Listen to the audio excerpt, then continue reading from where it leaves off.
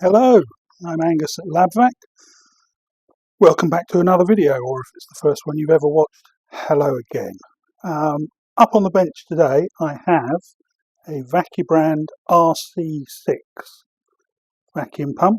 Had quite a few requests for this one, so hopefully if you were a requestee you will find it. I'll try and get back to you and let you know that it's up when it goes live. Unusual pump, this one, but very common, particularly on freeze dryers, but it turns up in other areas as well. What we actually have here is two pumps. In the centre here we have the electric motor. This end of the pump is pretty much a Vacuubrand RZ6 oil-sealed rotary vane pump, and then at the other end of the motor we have a twin-head diaphragm pump. And the way this works is our gas flow goes through the inlet here, through the oil stages, out through the mist filter, and then the mist filter is connected via these pipes through to the diaphragm section, and then the exhaust from the diaphragm pump comes out as our final exhaust port.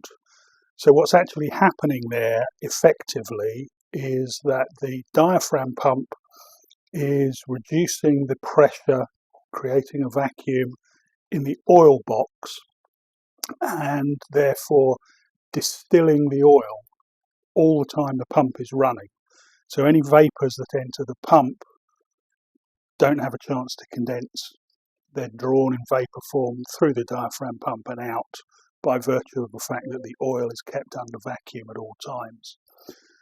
So it's a very, very useful pump, and as I say, we see a lot of them. It's taken me a long time to get one onto the bench to do this, but I service a lot of them. I did about 7 in last month, but they were all done out on site. So this is the first one that I've got on the bench. So we're going to work through this. We're going to do a full strip down, then I will take it away and clean it and prepare all parts, and then I'll do the full assembly. It's going to take a long time. It's going to be a long video. Let's keep watching. So, our RC6, the first thing we need to do here, I've drained the oil. We need to break it down into its component parts, and the first thing that I like to do here is to get rid of this dial gauge. The dial gauge sits on the oil box and essentially tells us the vacuum that the diaphragm pump is producing in the oil box. Now, these usually, this one's just going to unscrew. Sometimes you need to put a spanner onto the flats here and just loosen that off. There's a little O-ring in there that we can get out of the way at the same time. So that comes out of the way. Every seal I take out, I'll just pile up at the side. As I've said before, I always keep everything until the pump is running again. Don't throw anything away. The kits for Vacuubrand pumps are very good and very consistent, but you never know if something is going to be missing. So hang on to everything till the last. We can take the inlet and gas ballast port. The gas ballast on this particular pump is missing its black rubber knob. There should be a black rubber cap on the top of here, which is missing in this case. So yours will have a black rubber part on there. I'm going to have to find one to put this pump back together again.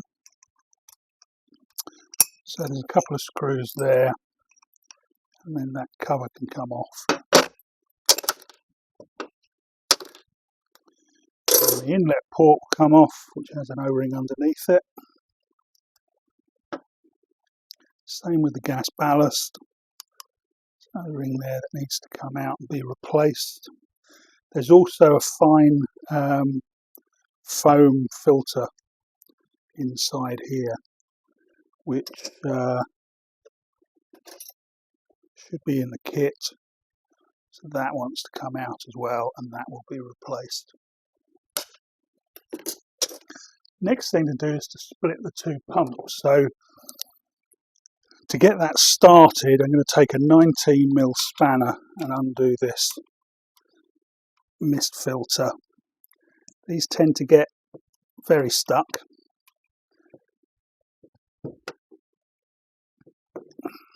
Wow, this one is ultra stuck.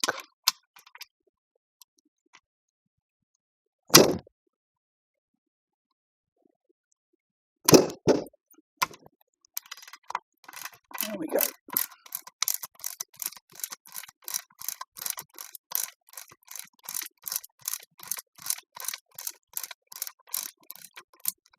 So that banjo bolt will come out of there and release the mist filter from the pump from the oil stages.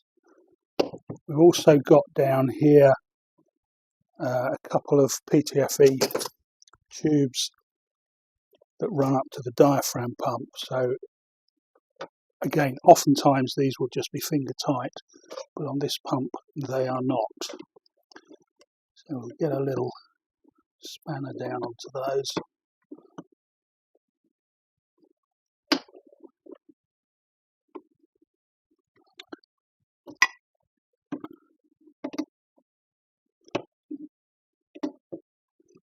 Everything seems to be super tight on this particular pump. Hopefully that doesn't bode ill for the repair.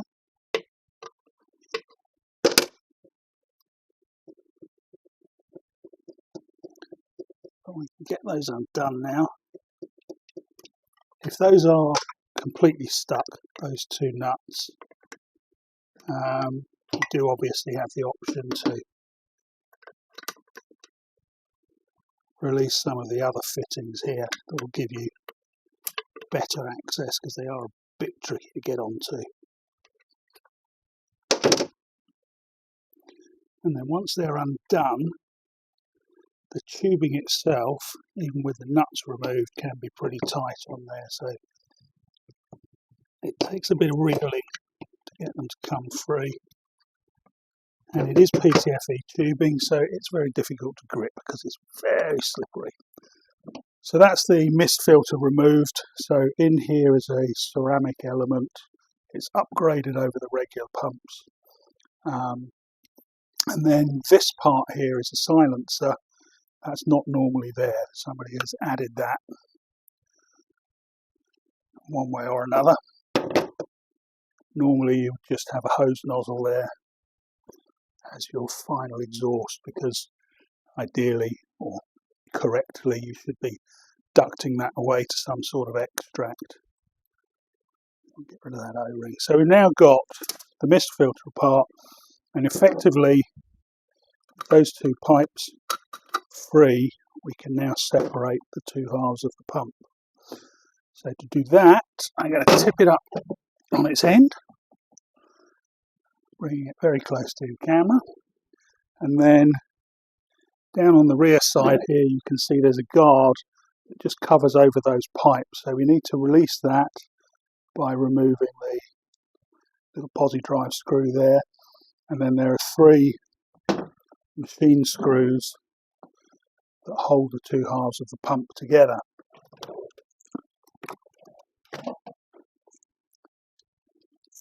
So I'll take that screw off there. There is a screw at either end of this guard, but I'm just going to take the one from that end, and then I'll leave the guard attached to the diaphragm pump when we take it apart. So your 4mm Allen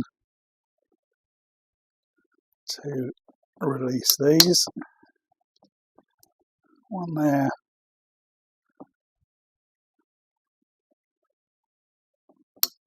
One there. Again, super tight, so this thing has run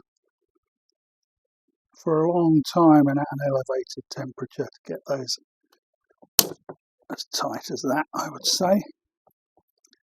And then because the diaphragm pump is kind of in the way, you want a ball-ended Allen key to get access to those, so that I've got a bit more tool to work with.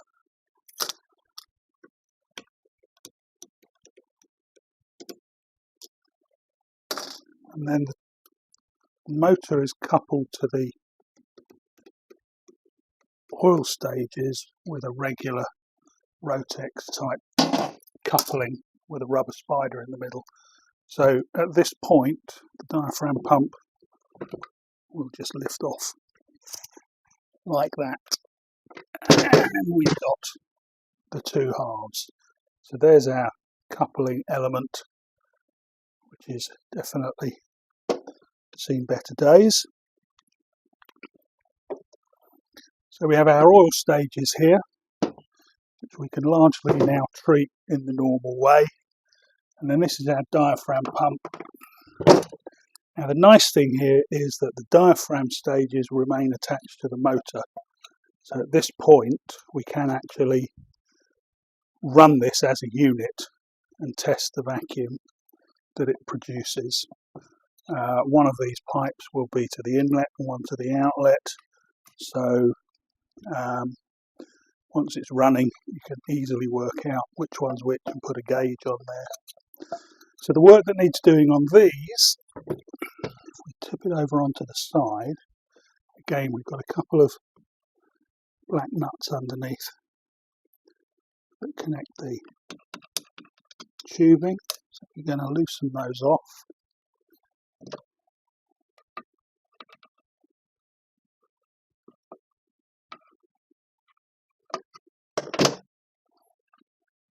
Because what we do need to do is to replace the valves and diaphragms inside this pump. There are two heads here. We're obviously looking down onto one of them, which is the first stage or the inlet stage to the diaphragm pump. We just need these to be released so that we can pull the head off.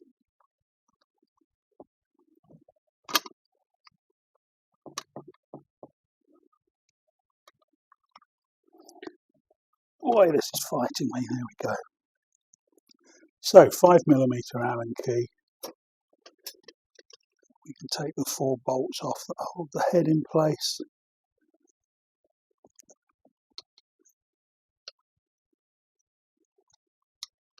It shouldn't be very tight.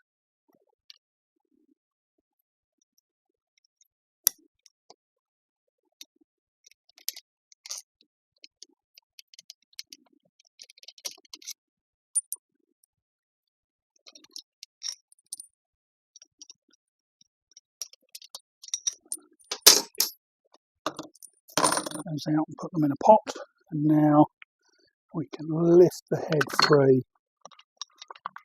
Just release the tubing as we go. So the head's in two parts. This is the outer head, if you like. This is the one that has the connections to the outside world. Stuck in there are the two valves for this head. These are PTFE in the RC6. So these are just stamped from sheet. There's no springs or anything like that. It's a very simple device. Those come out, those will be replaced. This black material that you see here is PTFE, so this is chemically resistant. That will all need to be thoroughly cleaned.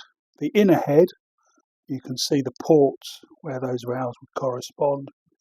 So when we come to assemble it, we'll be fitting the valves in there. That will lift off there. Again, go away and get cleaned. It's quite oily, it's been pulling some oil through. And then this is our diaphragm, and then in the centre here is the mushroom, or the retaining screw, or the strain washer. Get called all kinds of things. And to remove that assembly and change the diaphragm, you will need a special tool. This is the Vacuubrand diaphragm tool, obtainable from them. It's not in the kit, so it is something that you'll need to get ahead of time. The diaphragm is usually fairly well stuck down around the outside. What I like to do therefore is to slide a tool. I'm using a pick, a small screwdriver would do the same thing. Just get hold of the edge of the diaphragm and lift it. can see there's quite a bit of resistance there. It's stuck down to the aluminium housing. And then I'm going to run the pick all the way round, just free that off.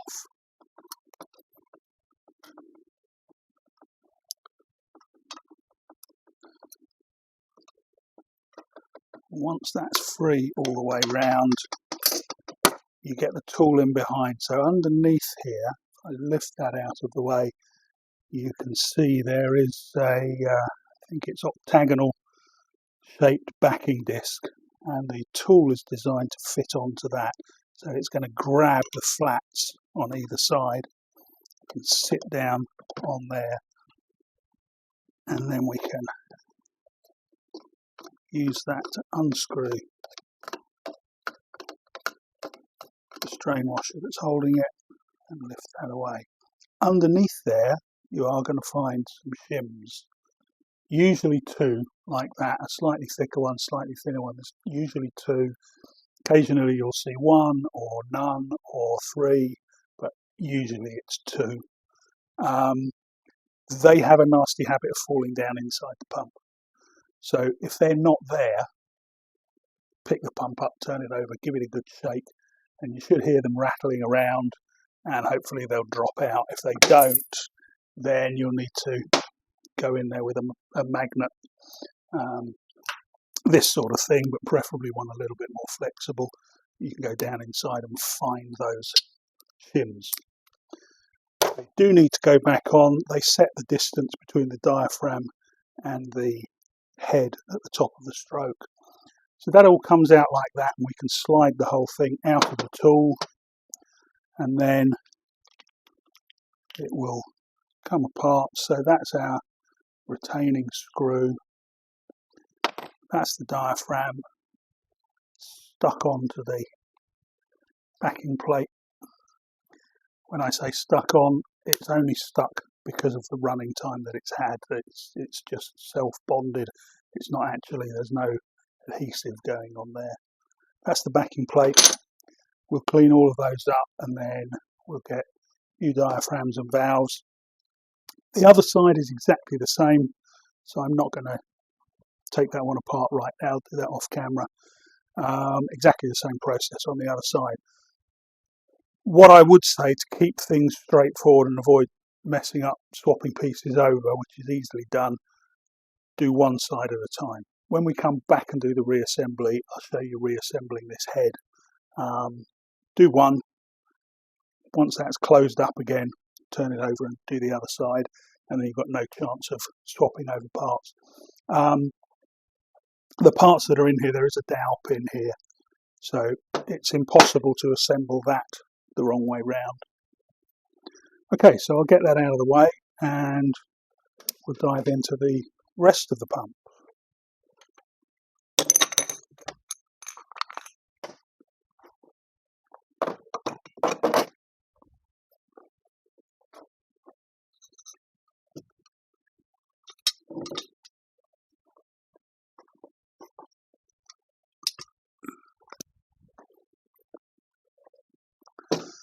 So the diaphragm pump's fairly straightforward.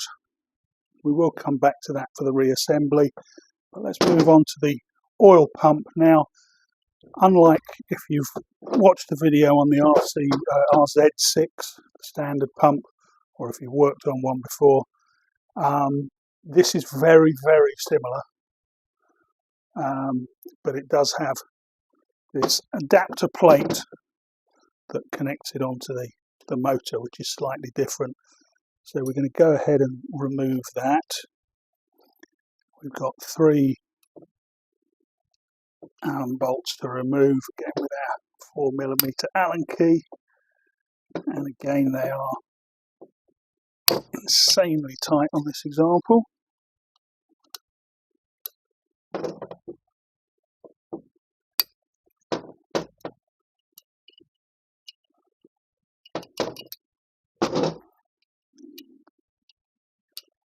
One of the downsides of Allen bolts is when they're in the wrong position to get the tool into them. I guess that's the same with any six-sided fixture, isn't it?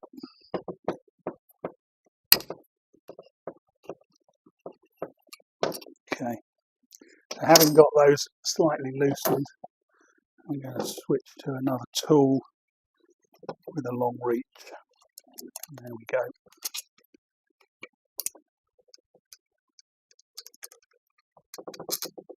Incidentally, if you do have a screw like that and you cannot shift it, one of the little tips that I'll give you is if you take a punch like that, make sure the punch is small enough to fit nicely inside there. Give it a tap on the top, 2 or 3 taps on the top. That shocks through into the threads, and that you'll often find that's enough to just loosen the threads a little bit. Didn't need to on that occasion, but it's a useful tip. So with those 3 out, this intermediate section can be removed. Don't need to do anything with that. And then we've got our coupling and this blanking plate that fits in between. So to get access and remove that, we need to take the panel off the bottom. Underneath here, there is a removable panel which is just held on by these feet. So we can unscrew those. They have shape-proof washers on them, which are often stuck to the plate itself, but on this case they're not. And then that panel can be lifted out. Underneath there you've got your felt pads. If you've ever seen one of my videos, you will know I'm not a fan of the felt pad. Vacuubrand put 2 thin ones in there. The purpose of the felt pad is to absorb any oil that leaks out of the pump, and my personal opinion is if there's oil leaking out of your pump, you ought to know about it. But I'm not the manufacturer, I just put back whatever they fitted. So I've just put my fingers in through that gap that we've exposed. I can lift that plate out. And now we can see something that we'll recognise as the Rotex coupling that operates the pump. This one's turning reasonably well. We need to get a tool in. There's a grub screw in the side of this. So again, through that lower gap I can hopefully get, and again the angle isn't quite right. So let's see if I can use a ball-ended. No, because it's not 3mm, it's 2.5. There we go. So I can get in there, but again it's very tight, so I'm going to do that with the flat end of the Allen key. Give myself a bit more leverage. You can see how much that tool is bending before it actually releases. Now with it loose I can go in. Don't need to take the grub screw out, but you need to make sure it's backed out far enough that it's not catching when you go to lift this off. Occasionally these will lift out by hand. Far more commonly they won't. So a couple of levers. I'm going to do this reasonably carefully because you are working against, it's not an operating surface of the pump, but you still don't want to damage that, but that's enough to lift that free. So the coupling comes off. Again, that'll get a decent clean up. Now this is our shaft seal carrier. So to take that out, we need to take the key out from here. I think that's called a Woodruff key. That's what I call it anyway. I'm never sure if Woodruff only applies to the sort of half moon shaped ones. I do have a tool for doing this.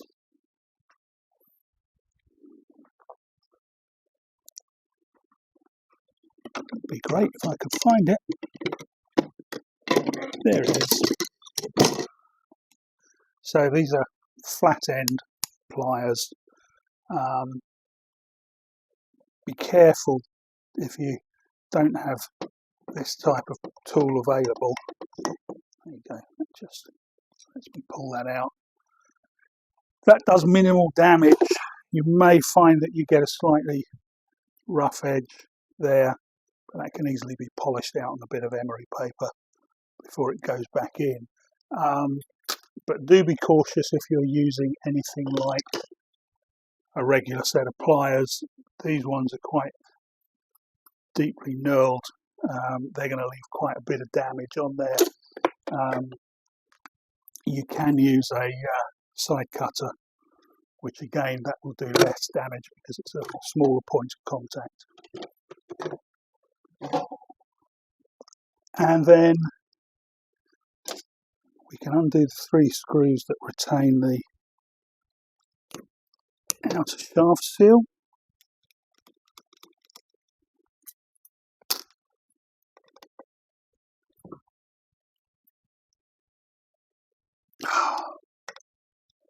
God, I'm having to work for it this morning.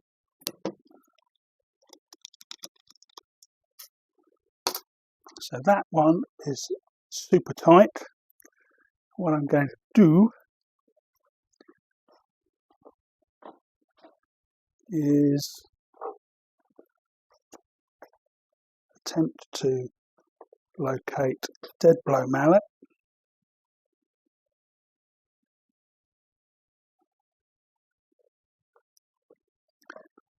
Which has gone walkies. Okay, don't know where that's gone, so I'm going to use the wrong hammer for the job. I'm going to set the screwdriver in there exactly as I was just describing. Give that a few taps. And with a bit of luck, that will have just shocked the threads into loosening up. And there we go. Now, again, in theory, that will now lift out, which it has done. Sometimes they get very tight in there as well. There's an O-ring on the back there, which needs to come off. But in fact, this whole unit is going to be replaced. What we've got in here, this is one of the significant differences between this and the regular RZ6. Inside here, there are 2 shaft seals opposing each other. And this entire assembly is pressed together with some spacers and so on. So when you get your kit, as I say, it's a comprehensive kit from Vacuubrand. It gives you that entire section as a replacement part. So we don't actually need that. So that can go out of the way. And then we can take the oil box off the pump. So again, we're at the 5mm key here. 4 bolts.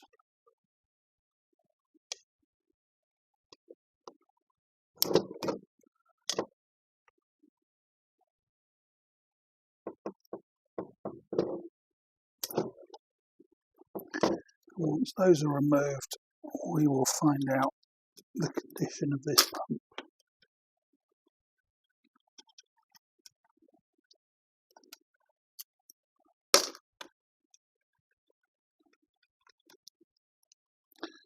So how's everybody doing?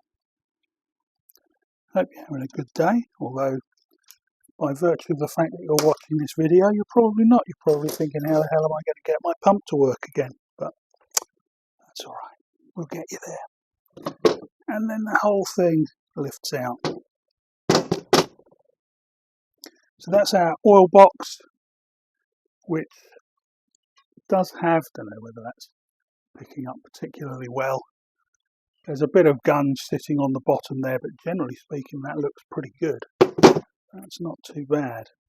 These pumps tend to stay pretty clean in the oil stages because of the diaphragm pump effectively cleaning the oil all the time it's running. So generally speaking, this end of things shouldn't be too bad. So there it is, that's our interior. We've got two valves, the interstage valve and the exhaust valve there. We've got, this is the oil pressure control mechanism, and that whole thing is going to come apart, and we'll clean every part of it. As for what you dismantle first, there's a bit of choice there. It's not going to make too much difference which way you approach it. On this occasion, I'm going to take the valves out first.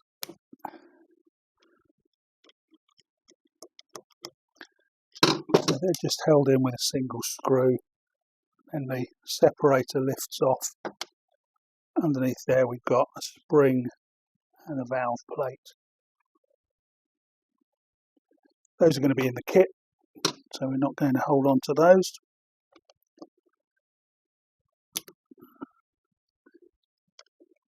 Same again with the interstage valve.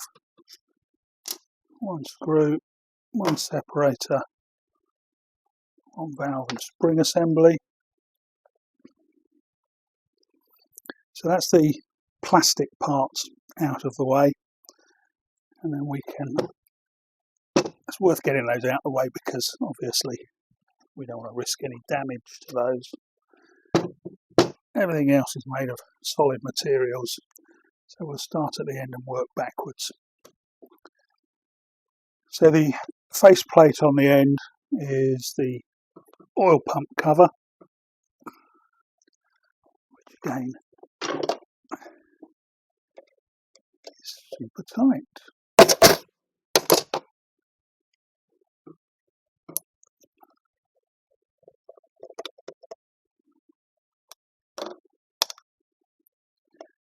I'll work around those.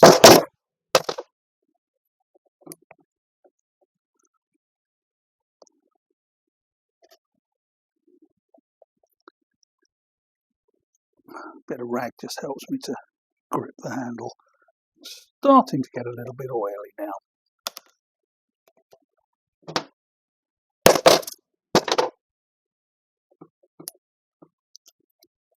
This is a slightly older version of the pump. The actual oil control items around here will vary depending on the age of the pump. So say this one's slightly older. The later ones have exactly the same, but in a slightly simplified design. A few less parts to take off. So if yours looks slightly different, rest assured the operation of the pump is exactly the same, and the parts count is going to be similar. It'll just look a little different. So the end cover there, that's in good condition. That's a nice smooth surface. This is our oil pump rotor and the crossed vanes there. I'm not going to try and pry those out. If you go in here, start trying to pry things, you're going to leave witness marks in there that will, well, there's a chance that they'll catch and drag and cause further damage. So leave those, they'll come off easily once the rest of it is released. So we've got a couple of very long bolts that run through the pump and hold the whole of the rest of it together. So we need to shift those off.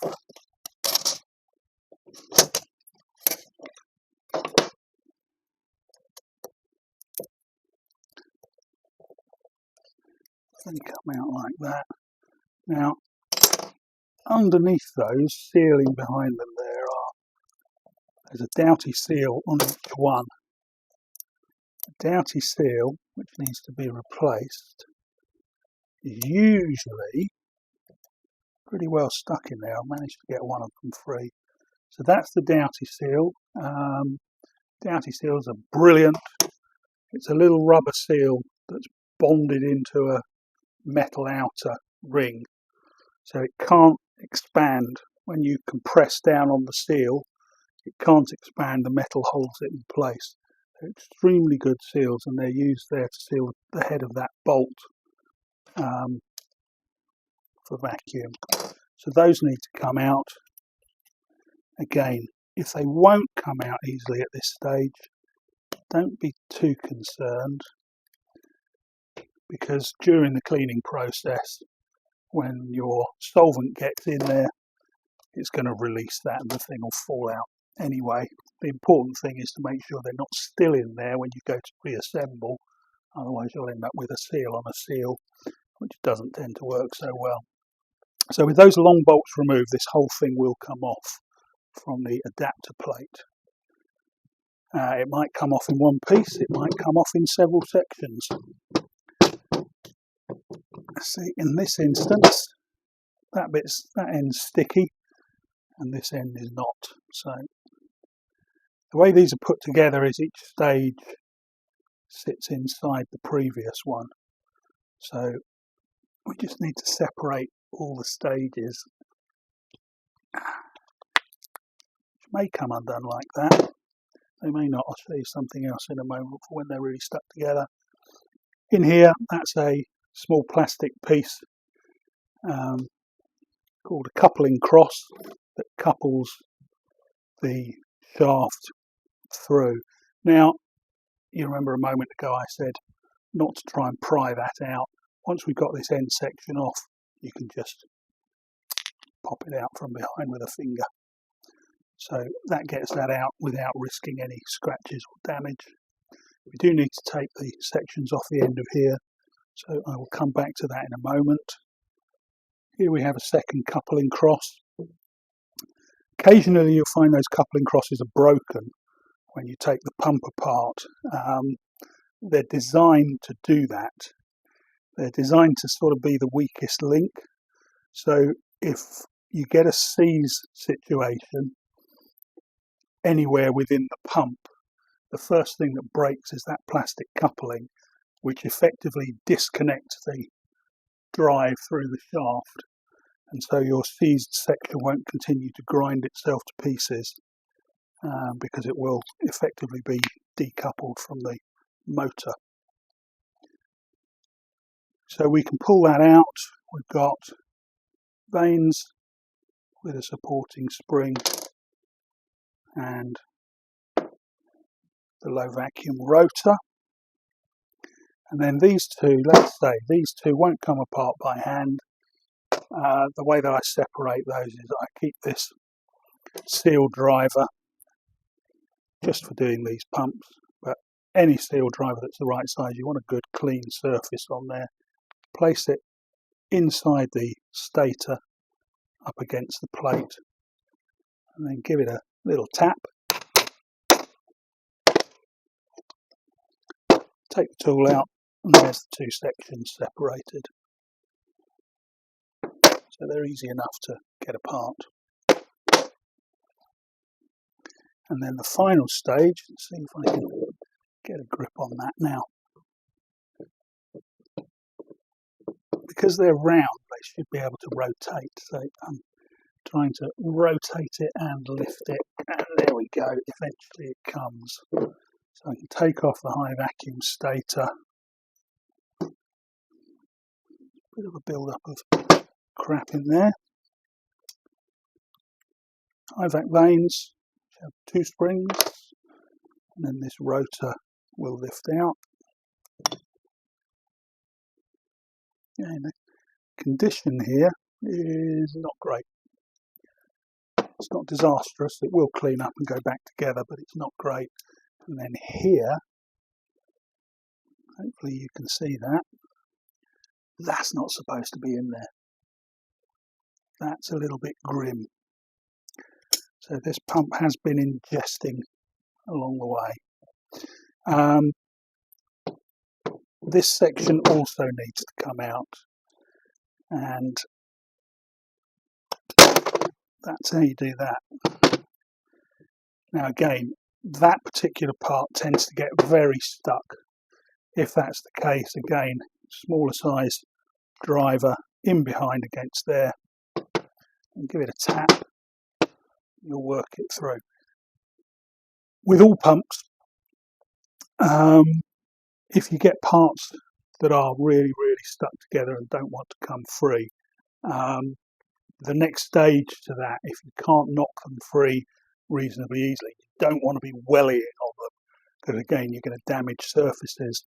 Put the whole thing into a container of solvent and let it soak for an hour or two, and that usually works its way through anything that's stuck, and you'll find it much easier to separate things. So there's our adapter. Again, we've got to take all the seals out. I need to get rid of that. So everything needs to come out.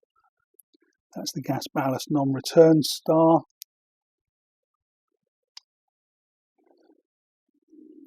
There's an O-ring that seals the gas ballast inlet, which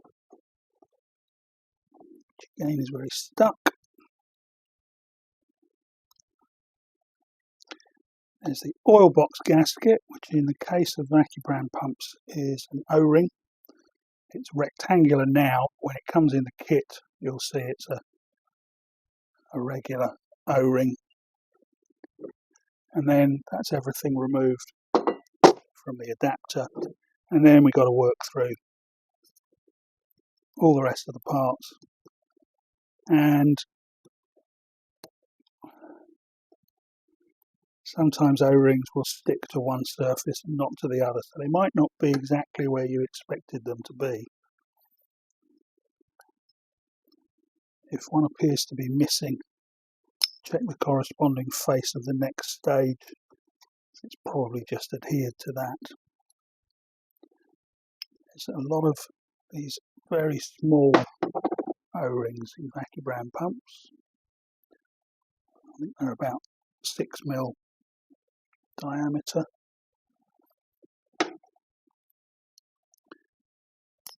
They can all come out, and then this particular part, which was the first part that we just had to knock out from there, this contains our inner shaft seal, so that needs to be lifted out. It can be a tricky operation. The first way that I would go about it, this is a screwdriver that has had all the sharp edges taken off it. Just slide that underneath the seal, so between the seal and the metal part, slide it in there, give it a push, give it a wiggle from side to side.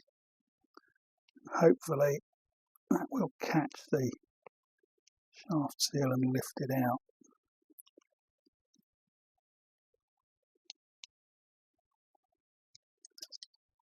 Generally works with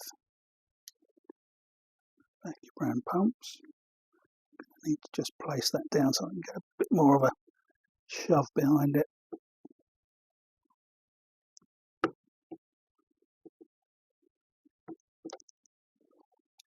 God, this one is well and truly stuck in there.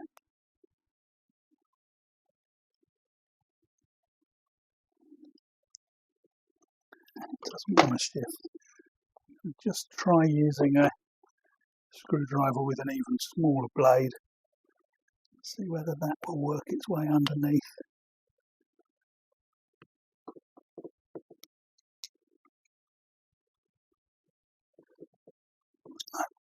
Absolutely nothing with that. These shaft seals, the small ones here, have a metal outer ring rather than a rubber coated outer ring.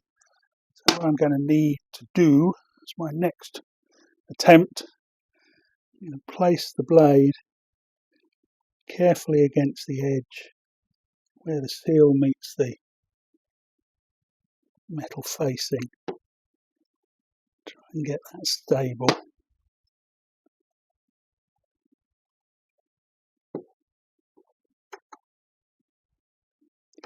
Get it to stay where I've put it. Give that a couple of taps and hopefully get it in behind. But no, what's happened there is it's dug in, but it's dug into the rubber and left the metal ring attached.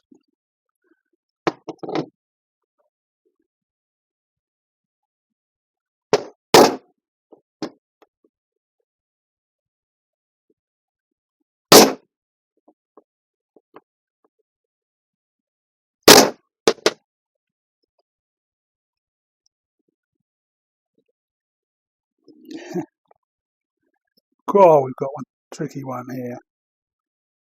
Yeah, that metal ring has absolutely bonded itself in there. Right, try again from underneath.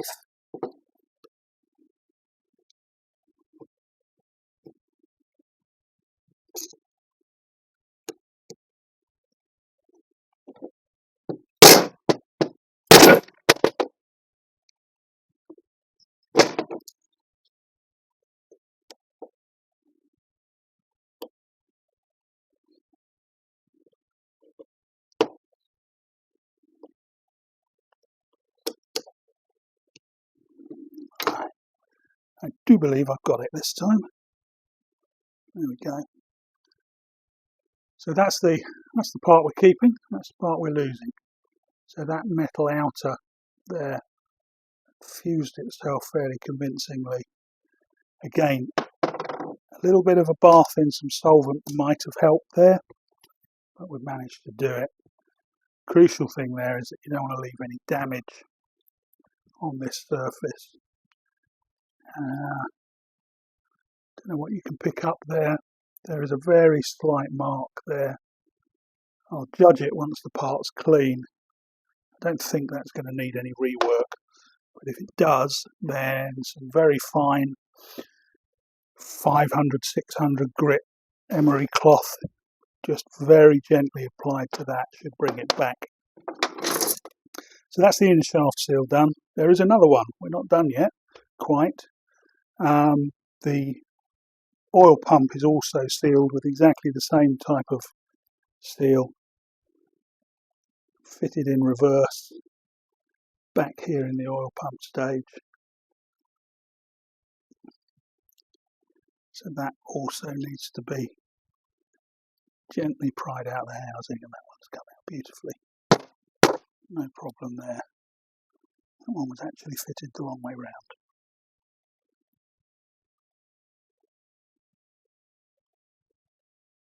No, I tell a lie, it wasn't.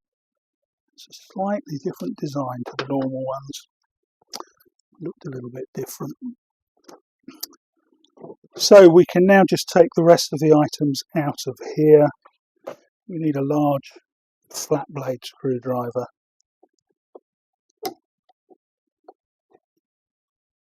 To release the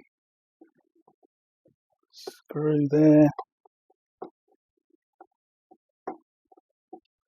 As I said, this is the slightly older design, which has this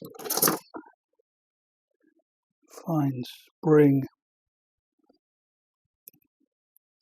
for the oil pressure, or excess pressure, dump valve I would call it. It's the oil overpressure valve, which has a small spring there, and then there is a actual valve plate plunger underneath there, which is well and truly stuck in. There's also an O-ring around the top here. Don't find these on the later pumps, so you're going to have an O-ring in the kit to replace that, and if yours is one of the later pumps, then you will simply throw that away because it won't be needed. Just going to put a little bit of solvent up through the hole that connects to. You can see the solvent spraying out the top there. So this is not actually sealing, but it's also not coming out.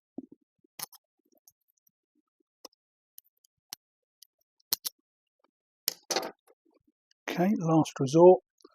Apologies, it's going to make some noise. I'm going to put some compressed air up there and see if that releases it.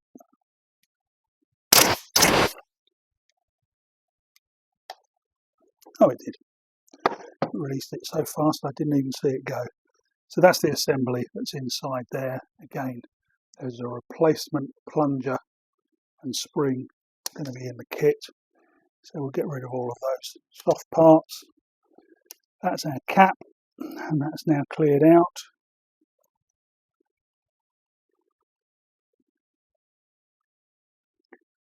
This is our... I'm looking confused at that because there should be a restrictor in this. So at some point that restrictor has been taken out and not replaced. I'm starting to think this pump wouldn't have been particularly good working order.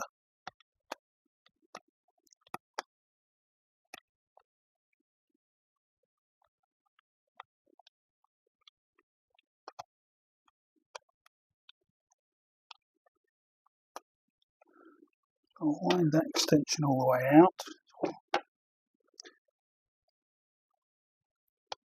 These, when they're put in at the factory, generally do have a bonding agent, a Loctite or that type of thing in them, so they do come out fairly tight. But that long, that is the restrictor. In this particular model, see the other end, this has got the fine drilling. There's a very small, I think something like 0.4 millimeters, the hole through there, so that is acting as your restrictor. Normally you see the restrictor sitting in the top here, but that's fine, that's all okay. I take it all back. And then finally we've got the distributor valve to take out of the top. Now this whole unit will unscrew, but judging by the way things have been going with this, very much doubt. Oh, just goes to show, doesn't it? That has just come undone with no trouble at all.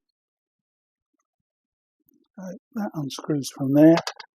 Again, on this early version, that's also got an O-ring underneath it. Just nip in there and get that out. You'll find it later. And then there's one more which seals that face plate.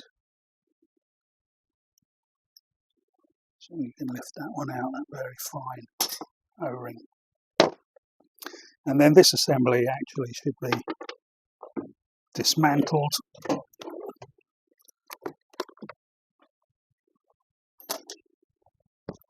Sorry, I know the rag makes it probably harder for you to see, but I need to grip it. There we go.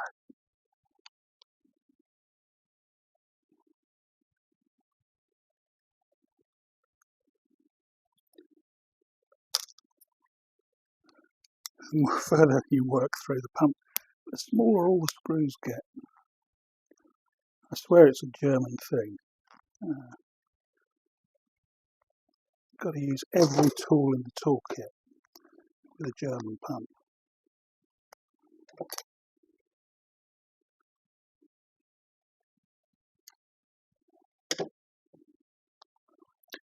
So with those out, the top will come off there. Inside there we have a non-return valve. Okay. And that has largely dismantled everything. So our sections go together, starting with the oil pump with its rotor inside and the cover plate on there. The low vacuum stator,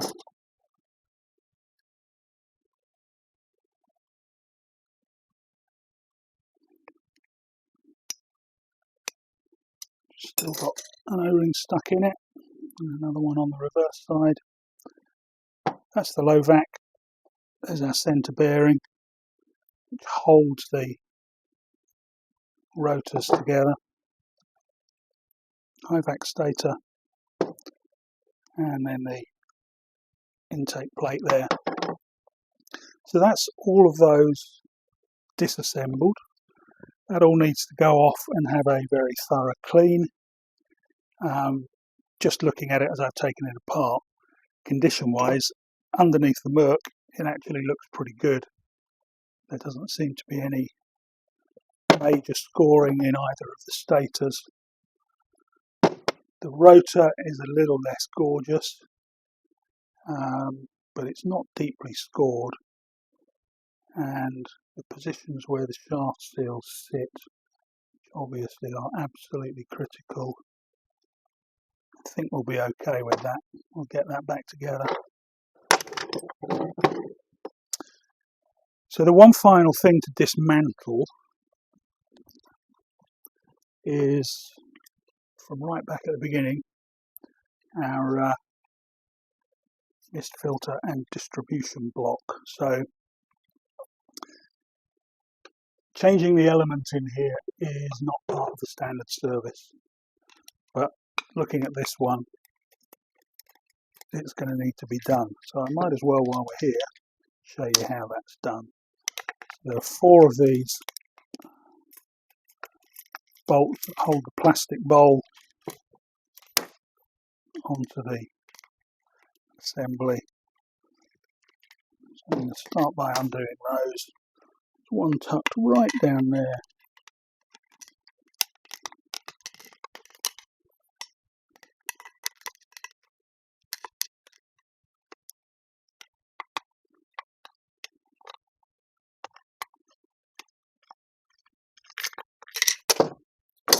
Get those out and then the plastic bowl will come off.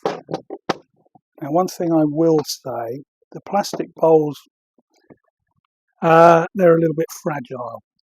One thing that I very commonly see, and this applies to all Vacuubrand mist filters, so we often see cracks underneath here where someone has removed the drain plug to drain the filter bowl and then tightened it back up and cranked on it. What happens is the plastic will split under there and it will leak forever.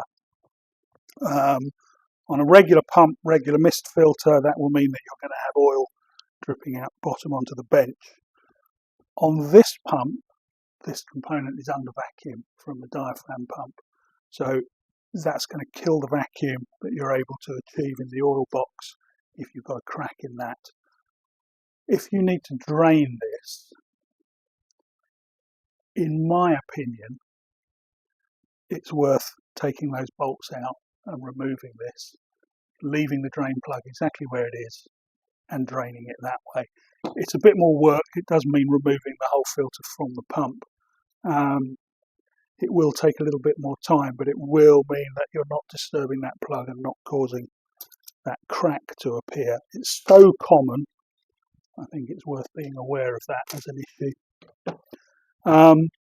So with that removed, there's one more bolt straight up the middle there, which we undo to release the element. As I say, this is not the standard element that you find in the normal FO filters.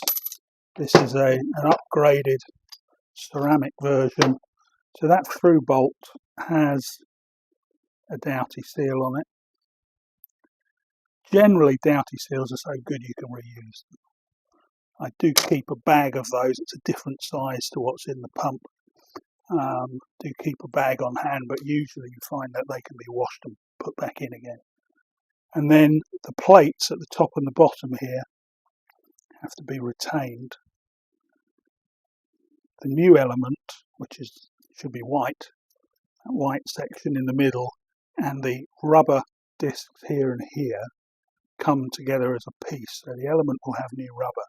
So when this doesn't just come apart, what I do is put the flat screwdriver, angle it so that it's digging down into the rubber, because the rubber is going to be replaced, until you get underneath the aluminium top part. And then, there we go, you can just ease that off. So that section is going to be reused, as is the O-ring that's in the top there. Same again at the bottom, because we need to retain the lower aluminium disc as well. So that's going to get cleaned up and reused. That element I'm going to replace. Like I say, it's not part of the standard service. It won't be in the kit. It's a separate part. But if it needs doing, it needs doing. And then finally, this black section here actually contains a diverter valve. So let's just get rid of some oil. Yeah, in here there's a diverter valve. The gas is coming from here, out of the oil stages, down this pipe, out through here to the diaphragm pump, and then it returns through here and out through the exhaust.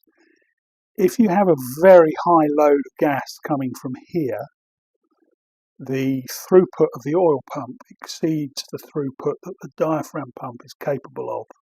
So in that case, you will lose the vacuum at the diaphragm pump because it's overwhelmed, and the pressure will equalize between here and here. And there's a valve in between which will pop open and allow the gases to come down here through the block, through the diverter valve, directly out. And then as the gas load drops and the diaphragm pump is able to cope and produce vacuum again, that valve will automatically close. It's a flat disc valve, almost identical to what we saw in the diaphragm pump stages. They tend to last a very long time. Off the top of my head, I'm not sure whether it's in the kit. I don't think that you will get one in the kit.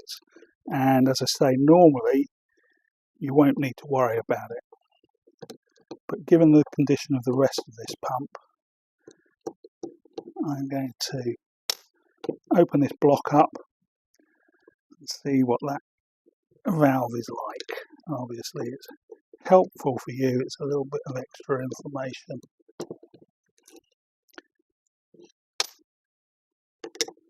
Sometimes what happens with these, you'll see you get a lot of bubbles forming in the mist filter, and it's not unusual to have that when you start the pump up under high gas load, because the diaphragm pump is producing a vacuum around that, and so any air that's trapped in the element will bubble out. You'll see bubbles of oil as it comes out. But if that continues for a long period of time, or if you're not getting any vacuum showing on your dial gauge, and yet you've serviced the diaphragm pump and you know it's working, generally comes down to this diverter valve, which is very easy to overlook, but actually absolutely critical in the working of the pump, because if the diverter valve fails to close, then you won't produce any vacuum in the oil box. So there we go. With that block separated, you can see that is the actual valve plate.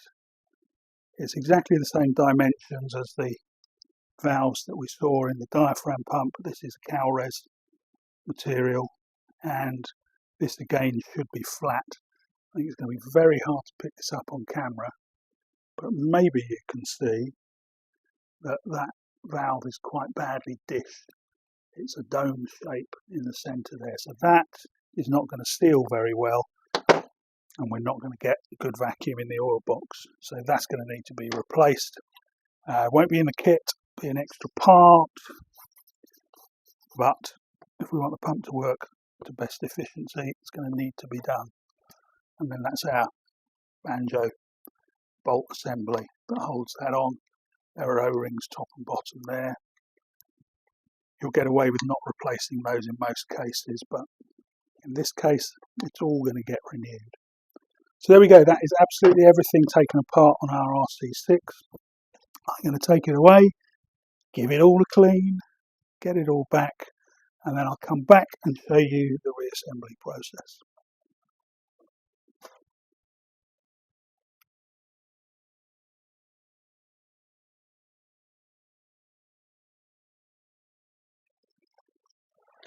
Hi, right, I'm back and I've taken my coat off. A couple of things that I meant to mention while stripping the pump down and didn't. First is the gas ballast. This is the gas ballast piece that we took out. It had that filter in it, and I said that there should be a black rubber cap over the top that isn't there. The fact that it's not there means that we can't turn off the gas ballast. When you turn the rubber cap, it covers over that hole and stops air from getting in. What it doesn't mean is that we're going to have a catastrophic load of air going in, because there is a restrictor down in the centre there which is fitted that regulates the volume of air that goes in through the gas ballast. So if your pump is missing the black cap, or if the black cap is damaged, you should replace it, but it's not a catastrophic situation. That's that one. The other one is, if you remember me removing this regulating valve,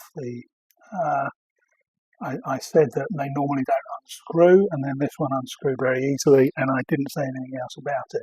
What I should have mentioned is that when you remove those two tiny screws from the top and take the top off, and inside is the valve like that, if you remove the valve, then there are flats in the bottom there for a 5mm Allen key. So you can put your 5mm Allen key into there and use that to unscrew that piece. So if it is stuck, which they usually are, that's how you remove it.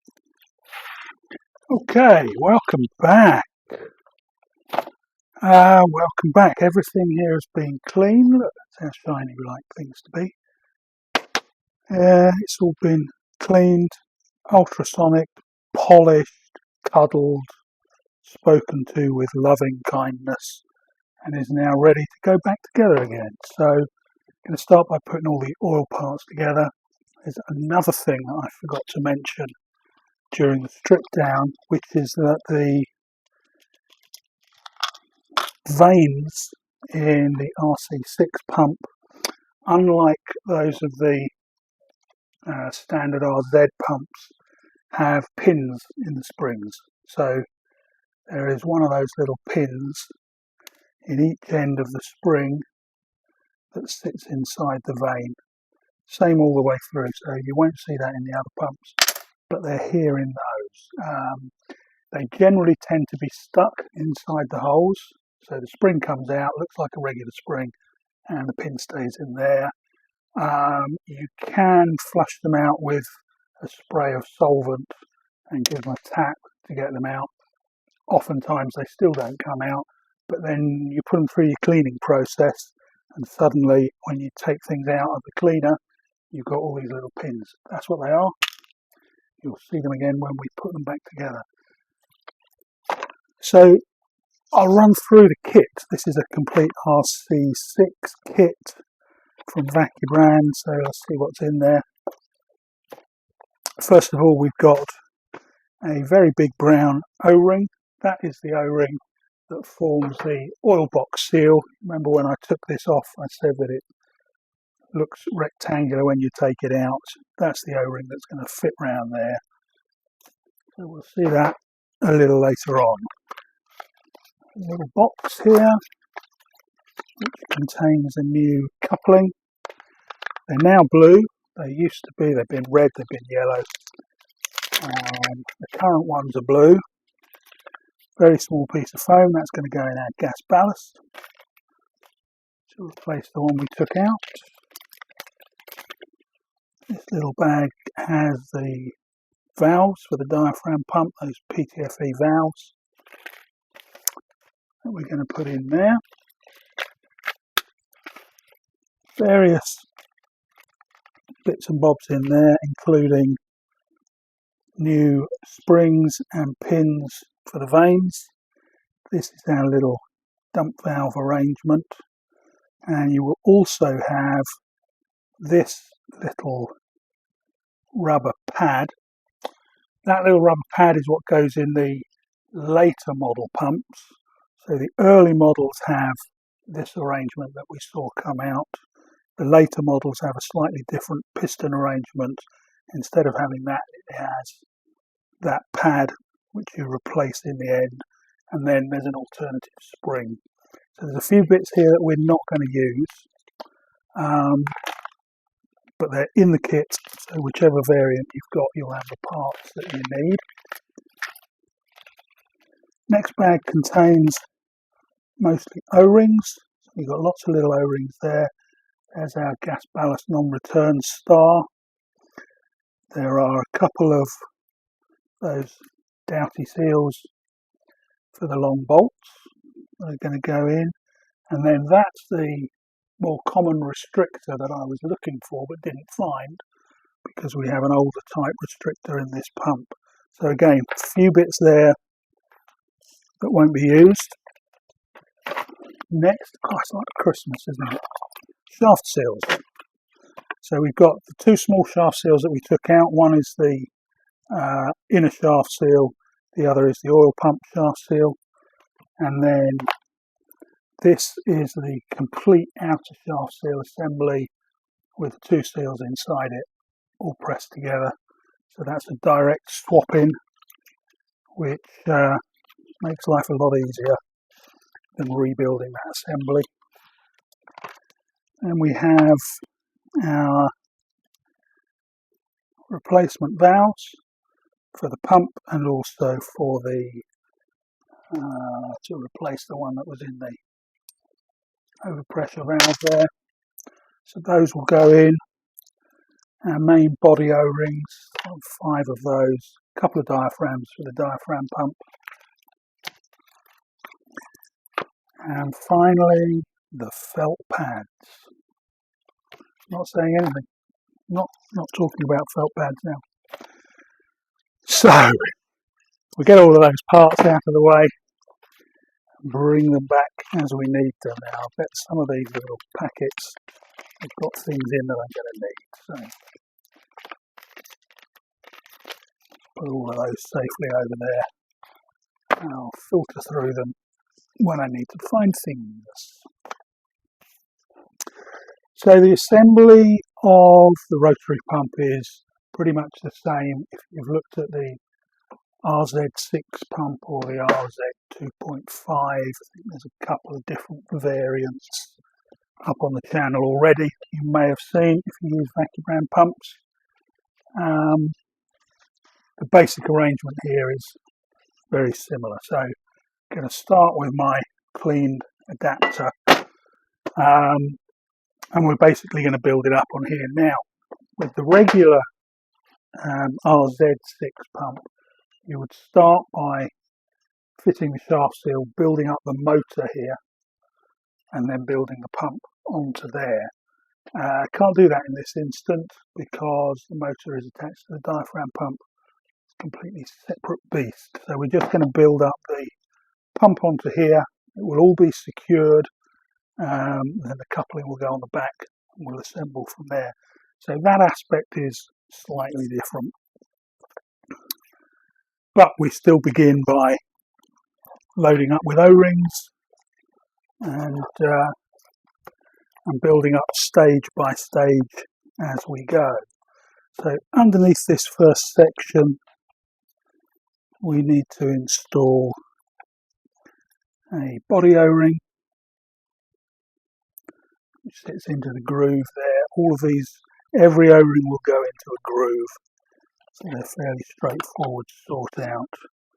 I've got one that sits around the gas ballast intake there, and then into the centre of that well goes the gas ballast star. Those are the parts that go there. There is one more O-ring which sits, picking out the right one, which sits in that centre well. Okay. Generally speaking, I find it easier to actually install that onto the back of there, where it has a nice grippy fit, so that won't fall off, and then I know it's centred when it goes in. But firstly, before I can install that, I need to put the shaft seal into it, which I have here. So these shaft seals will go essentially face up, so the open side is down. The way shaft seals work is they prevent oil from going in one direction and allow it to pass. So it will be allowed to pass that way, but it will be blocked from that side. So that's the closing face. So figure out where the oil should be, and then you can work out which way around that seal should be. Or just copy the way it was when you took it apart, which is usually easiest. So to drive that seal home, I choose to use a basic set of seal drivers. This set is commonly available from all your favourite outlets. You basically choose the size that you want that fits your shaft seal the best. You place it over there and then you whack it with a big hammer. So anything that requires whacking with a big hammer, I'm going to do on a separate bench, because I don't want all these hammer flying when I hit them. So bear with me while this is a rubber coated. And then I'll come back and dead blow. See how that goes. You can hear it's full of lead shot, or a modern health and safety conscious equivalent to lead shot, and that gives you a good solid whack when you're hitting these things. What I tend to do with these, with all shaft seals, is use an oversized driver to begin with. So I'm using a driver that will overlap. What that means is that it will come down in contact with the metal surface, and it'll guarantee that the seal is flat and true to the hole before I go down in size and drive it home. So I'll do that, as I say, off camera.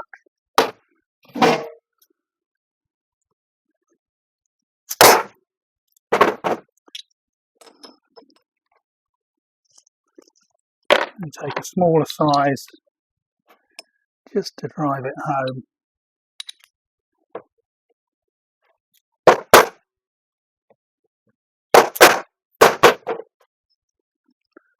And what you're aiming to do in this instant is just to get that. It needs to be flush, but essentially the recess is the correct depth, so you drive it all the way home and it will give you the correct spacing. And get that kid out of the way. So I place my O-ring on the back. I've got everything else already in here. I'm going to lubricate this. Assembly lubrication is very important. We don't want anything to go together dry, because when you start up the pump, you can find that you've already caused damage to dry components before the oil pump has a chance to send lubrication through the pump. So everything will get lubricated just with regular standard vacuum pump oil. The oil that's going to end up in the pump is what I'm going to use, just to lubricate all the surfaces that fit together.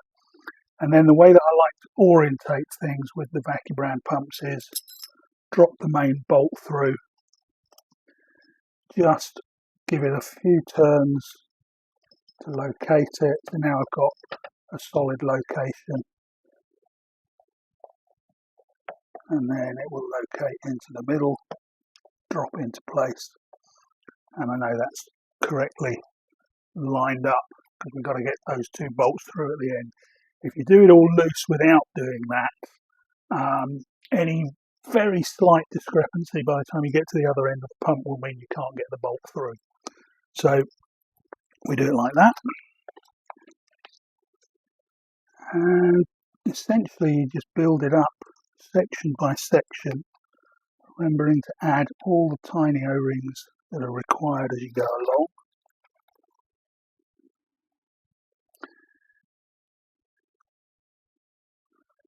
And the next part goes in.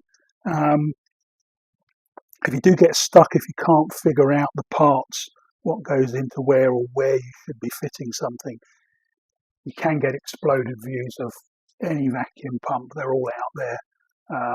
You'll find loads of them under the references tab on my website, labvac.net, which you'll also find in the bio below. Otherwise, get in touch. I'm sure we can find whatever you need. So the next part that's going to go in is going to be the high vac rotor. We've got the 2 vanes that are associated with that. But with a Vacuubrand pump you can actually install the rotor first. So again, lubricate on the back, around where the seal is going to go, particularly where it's going to fit through the seal so that it runs smoothly through there. Lower it into place and then give it a turn as it goes in. Just gently feel that it's going in true, and everything should turn totally smoothly. If anything binds when you rotate it, then you've got a problem. You need to stop, go back, figure out what's binding and put it right. So the pins go in. You drop a pin into each of those spring holes and disentangle all the springs from each other.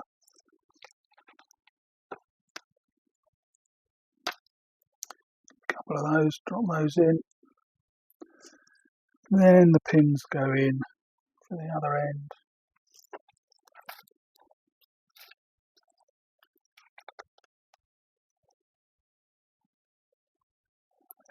And the other vane will go on top. In terms of orientating, these have got a little bit of discoloration. They have all been cleaned and polished up.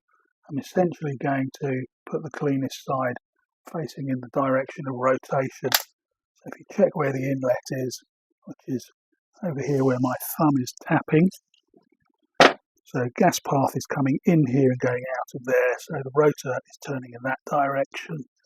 So I want to put the cleanest, best face that I've got facing in that direction. I'm going to put them together like that.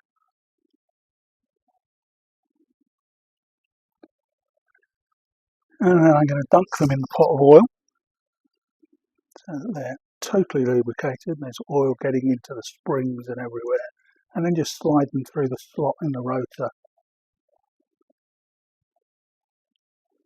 Now they will tend to stick because the leading vane there will drop down as it goes through. Just need to get a fingernail onto the end of it to lift it as it goes so that it doesn't catch into the well in the centre. Just pops out the other side, and now those should spring backwards and forwards nicely. So we can put the stator over those. So the bolt comes out, drop the bolt through the next stage, relocate it while holding that up. And then you need to reach underneath and squeeze the vanes together so that the stator fits over. Just checking that I've got good location there, and then drop it on. So each of these parts has that recess round here which locates around the previous component. So they only go on the right way, but they can go twisted that way, hence using the bolt. So there we go. And again,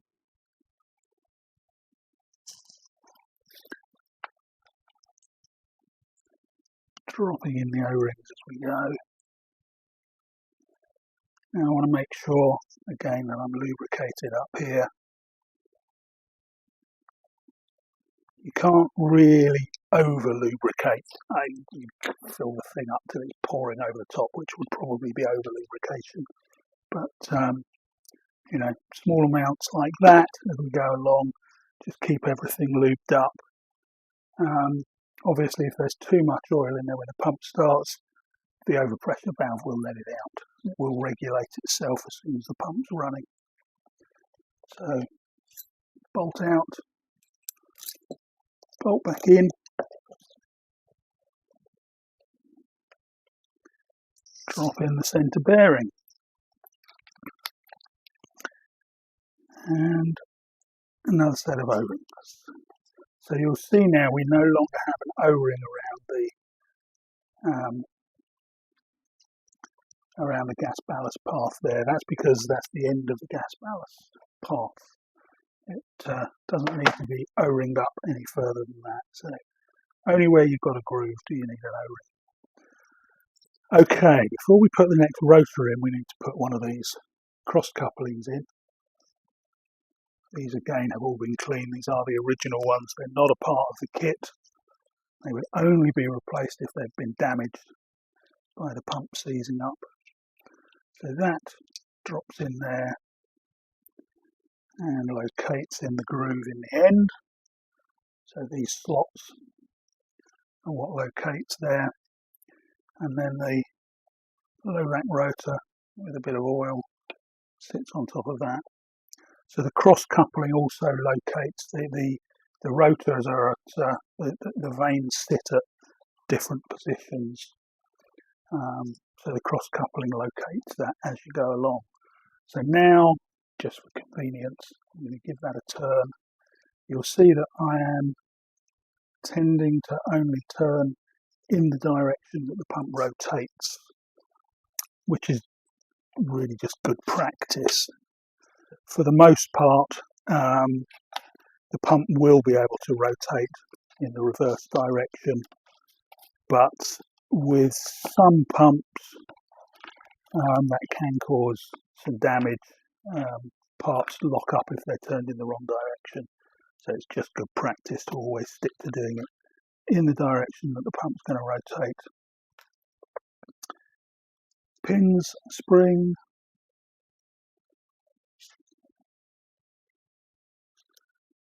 same again. Assembly oil, push that through, make sure it runs through smoothly and that they compress nicely, and then the rotor will go over that.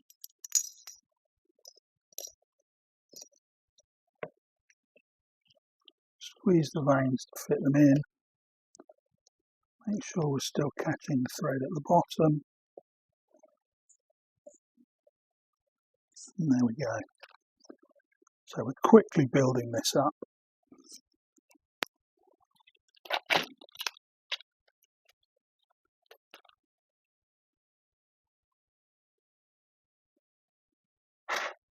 Now we come to the final section within the bolt. So at this point we need to add the Doughty seals. So the Doughty seal sits over the bolt, and then the bolt drops through into its location there, and we need to do the same with the one that we've been using as a guide.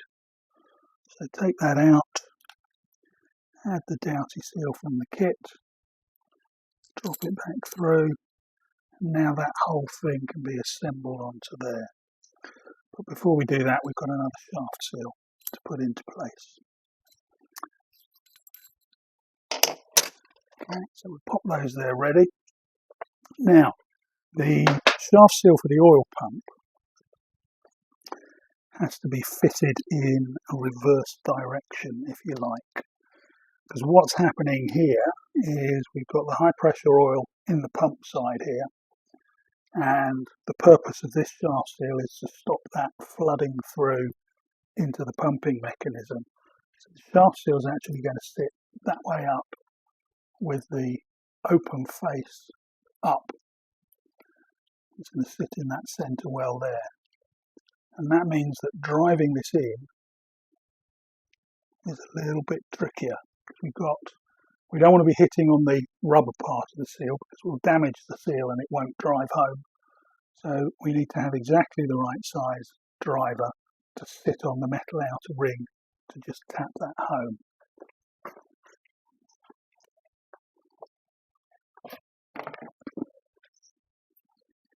So that's my driver. It's going to sit in there. And you can see that's actually not going to do the job very well. It's not the right size.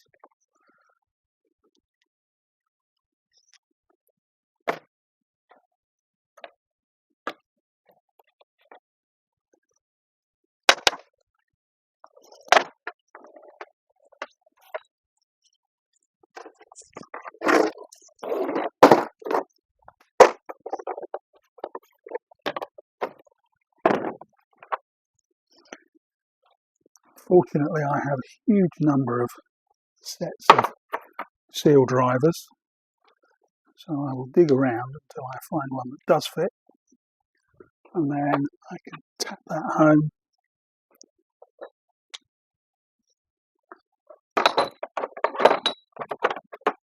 with the correct handle.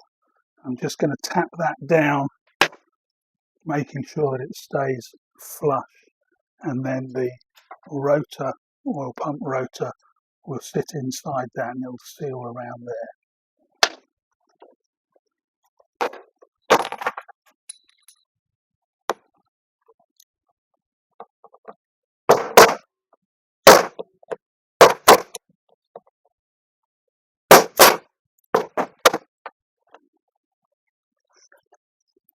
So I've tapped that into place. Now what I want to do is drop the rotor in, make sure that I've driven it deep enough.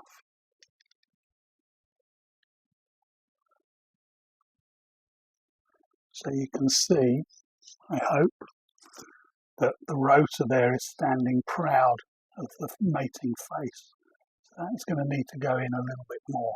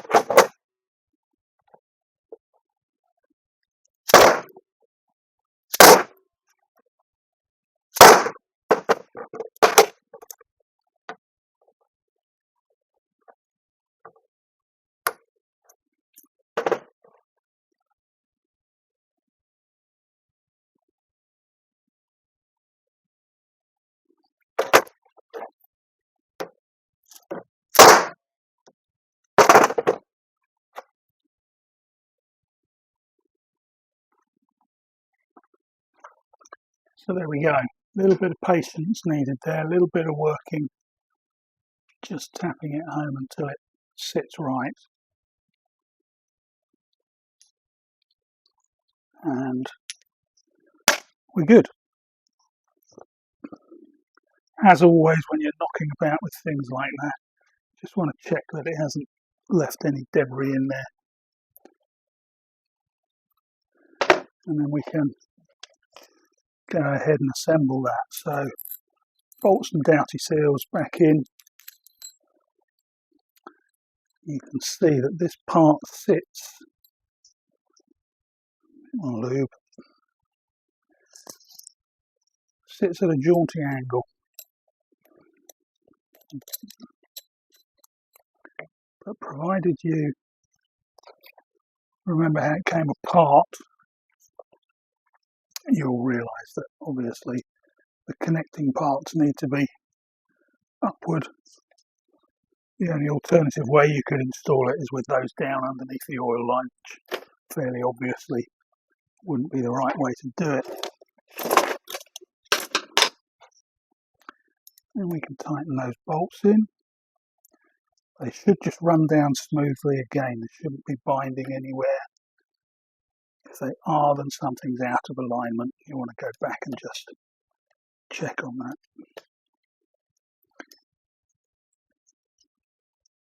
Now these bolts, as they go in, do actually compress the sections together. So they're going to make, the tighter you do them up, the tighter the pump is going to be. They really don't need to be super tight. They need to be driven home. But you'll see the way I'm doing that. I haven't got a big lever on this. I'm not putting a lot of effort into it. There's no torque setting for these. It's a feel thing. But they just need to be tweaked home like that. The dowty seals are going to stop them from backing out. They're firmly in there. But what I want to do at this stage, before I go any further, is to rotate that and make sure everything is smooth. Because if I have over tightened those bolts, then the pump's going to start to bind up. Easiest way to do that, there's a slot in the end of there which is eventually going to take another cross coupling. but I can gently put a large flat blade screwdriver into that slot and just use that to rotate it. Give it a couple of turns, everything is smooth. I can already hear that it's starting to make the right noises, so I'm happy with that. That's good. So cross coupling goes in, oil pump rotor goes onto that again. I'm still being careful, it's going through that shaft seal, so gently does it. Let that sit down into there. The vanes go in, and then I want to get plenty of oil into there. So let the oil flow slowly so that it actually goes down into the gaps. If you can pre-fill that as much as possible, it's less work that the pump has to do to force oil through the circuit. It's pre-priming the oil circuit effectively. And we've got that very thin O-ring goes into the slot there, the groove there for it. Seal the face plate, and then that drops on there. And then somewhere in one of these little pots, there we go.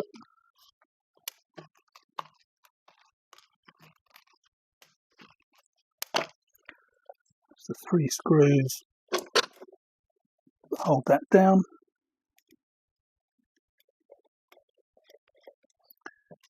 We'll drop those in there.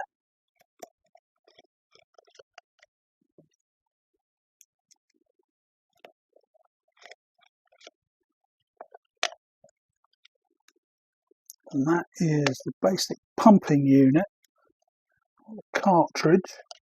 You might hear it referred to as the cartridge. That's what we mean by the cartridge, is the assembled pumping stages. That's all put together there, and it's all secured, so we can now move this around.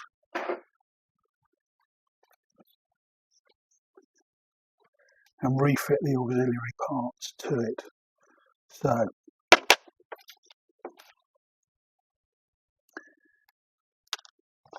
valves. I've got 3 valves here, and I've got 3 springs, one of which is distinctly different.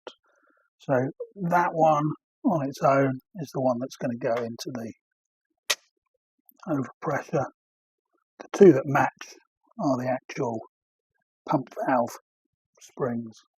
So you just need to assemble the pad into the spring.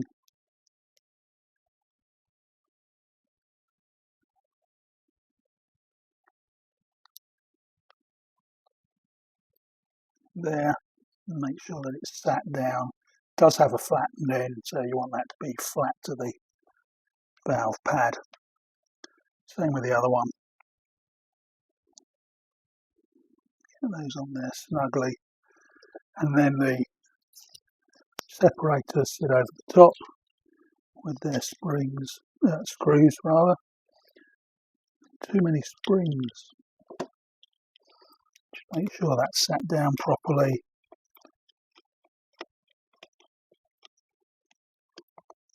None of these screws need to be super tight. Everything in the pump seals on O-rings, so the screws are there really to stop anything coming apart, not to force a seal on anything really. So they want to be snug so that they don't back out, but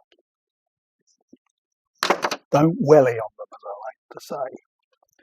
Then we've got the rest of the parts that go into the oil pump. So we've got the restrictor there that drops down and screws into there, for which we will need yeah, I'll do it. Tighten that down. You'll note when I took that out, I said that they often have some sort of Loctite or sealant on there. I haven't put anything on there. You will see I didn't put anything back on. that thread feels nice and tight. I normally don't put anything in there, and I'm not going to on this occasion either. So there. The final parts that we've got are the piston and spring assembly with its cap, which I have lost. There we go. So that's that little piston with its spring. That fits into the lower of those two. It wants to centre itself in there, which it will. Just make sure it has centred. And then there's an O-ring that goes onto the cap.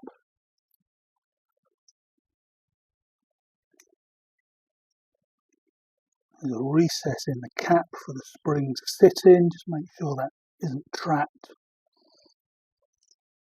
So that will go in like that. And we can wind that home. Again, it's O-ring sealed, doesn't need to be super tight. And then finally we have this assembly, which again takes the same size of O-ring onto there. Body screws in. Now, I would normally do that just like that. I've got a pretty good grip and a good feel for these things now. If you're at all unsure, like I mentioned earlier on, there are flats in there for a 5mm Allen key. So I can slot that in there and then just tweak it down with that. Don't do it that way because you're going to put too much force onto it. It doesn't need to be that tight. Just tweak it home with the Allen key. And then I've got a new valve and pad to sit inside there.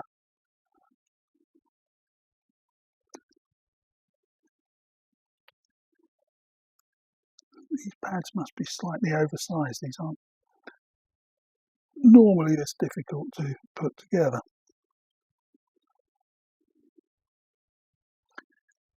There we go.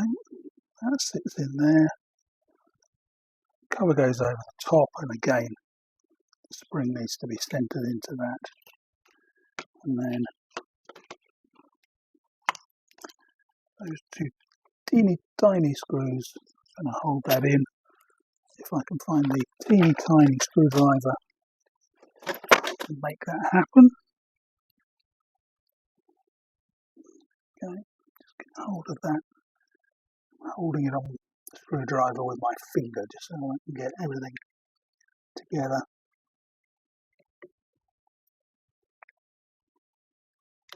Get that in there. And then before I tighten that all the way down, I'm just going to get the other one started.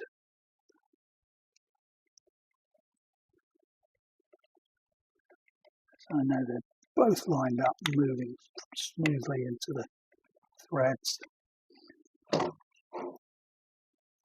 Tweak them home. And that's the cartridge end assembled. That's the old spring, get rid of that. So we can see what parts we've got left to work on. That's the old pins, can also go. So there we go. Get rid of some of that assembly oil that's leaked out onto the bench.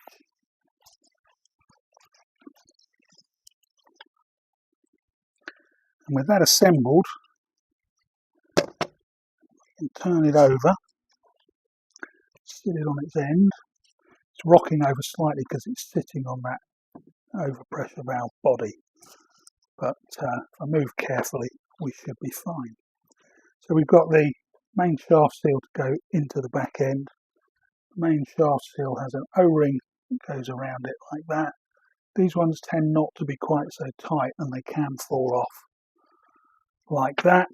So on this occasion, because that's loose, I'm just going to sight that in there. It's a little bit more tricky to get it centered, but we'll do it that way. We need the 3 screws to secure that.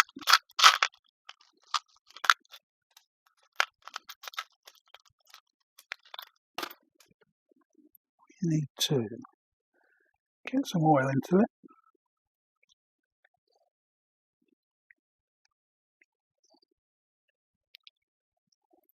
Oil up the body as well. Take a little bit of the excess off from around the outside. Doesn't really matter if there's too much. But, I'm going to wipe it off in a moment. And just very gently lower that into place again. You can rotate it as it goes, just to make sure it goes in through. You'll feel two notches as it goes through, because there are two shaft seals inside that assembly. And then as it comes down into position, just eyeball where the holes are for the screws to go into. They're equally distanced, so you find one, you find them all.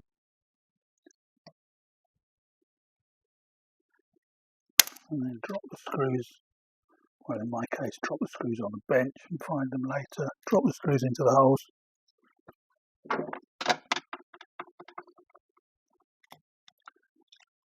You see, I'm doing all of this before I push that fully home, just to make sure that everything's aligned. If it goes a bit off to one side, it can be difficult to get the screws in.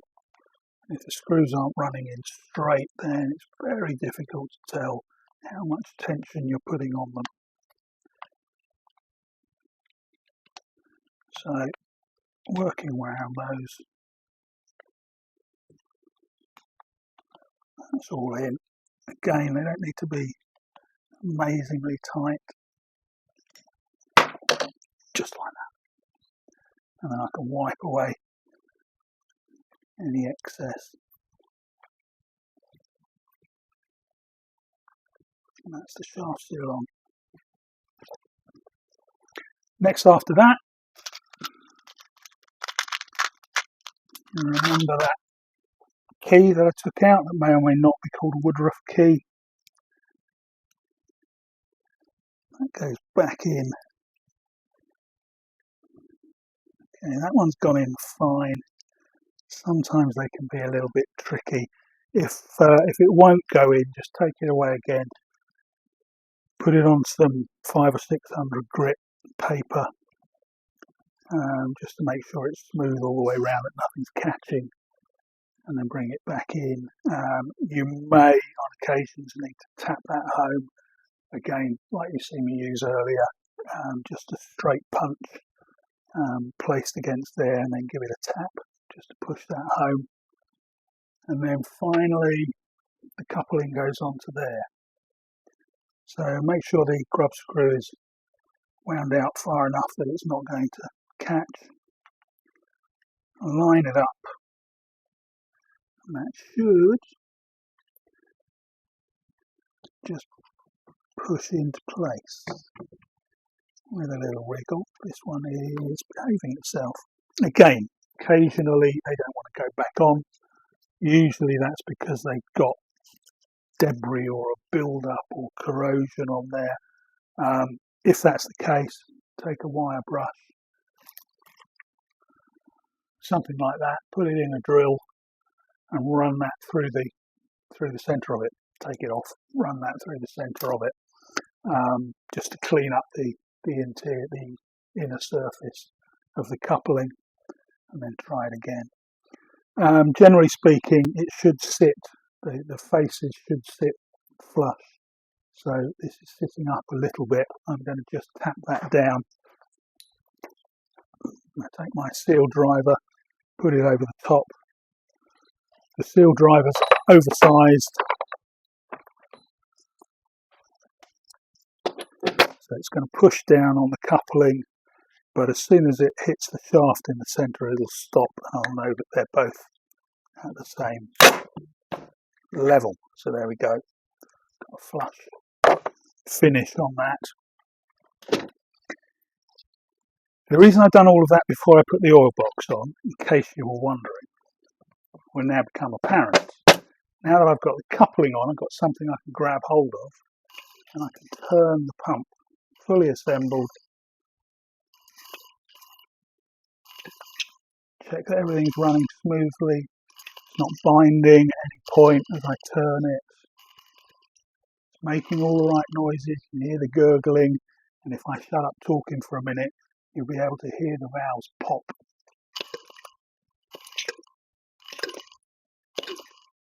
So there you go. That's telling me that everything's working the way it should. So I'm happy with that. I'm going to lock off the coupling, turn it around till I can get to it, go back in there with my Allen key,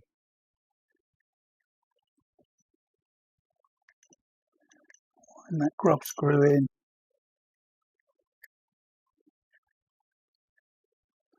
and nip it up. And now I can put the oil box on. Quick wipe round. Don't want too much oil escaping before we've even filled the pump up. So the O-ring goes round, it just fits over that ridge. It might take a couple of goes to get it into place, because what tends to happen is one corner pops off as you pop another one on. Just snug it down on each corner. There it is. So I'll bring my oil box back in, which is now all super duper clean, the way it should look.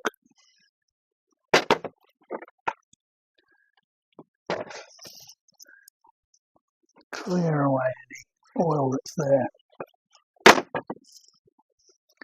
And then invert the pump and drop it into place.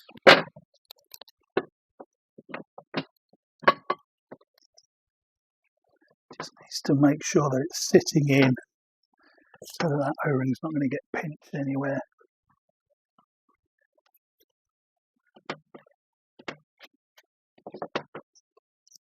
And then the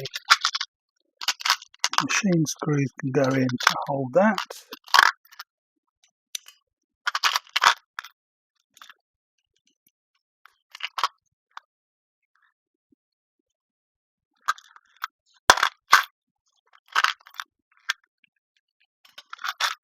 I use the right ones.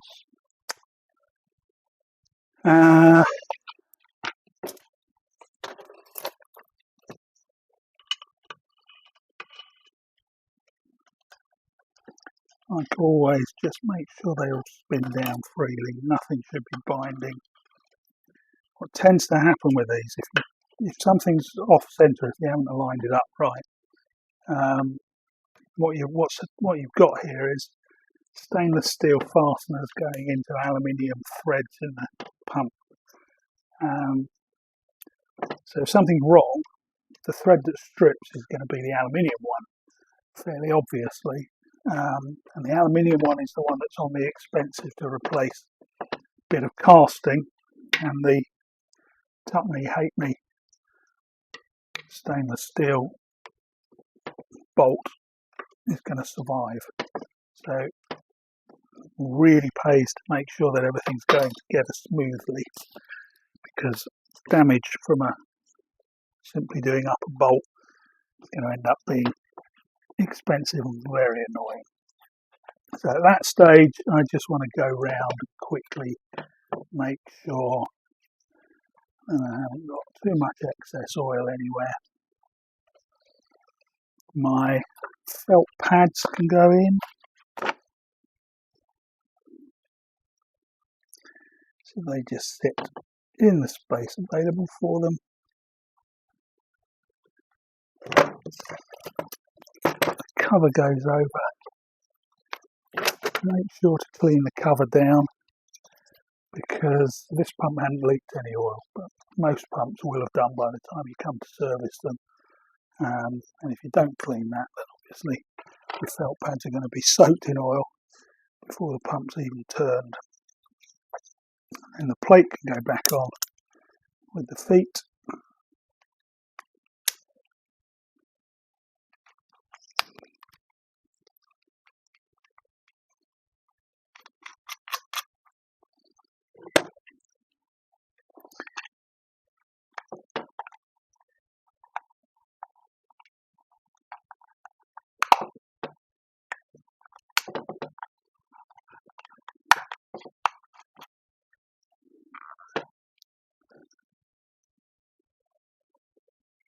We're getting very close to finishing with the oil pump. So we've got the inlet and the gas ballast to go in there. We've got O-rings for those. Inlet gets an O-ring, gas ballast gets an O-ring. Don't ask me why that one's brown and everything else is black. No answer for you on that one. Gas ballast sits there, and the inlet flange sits in there. That plate goes over the top, and then we've got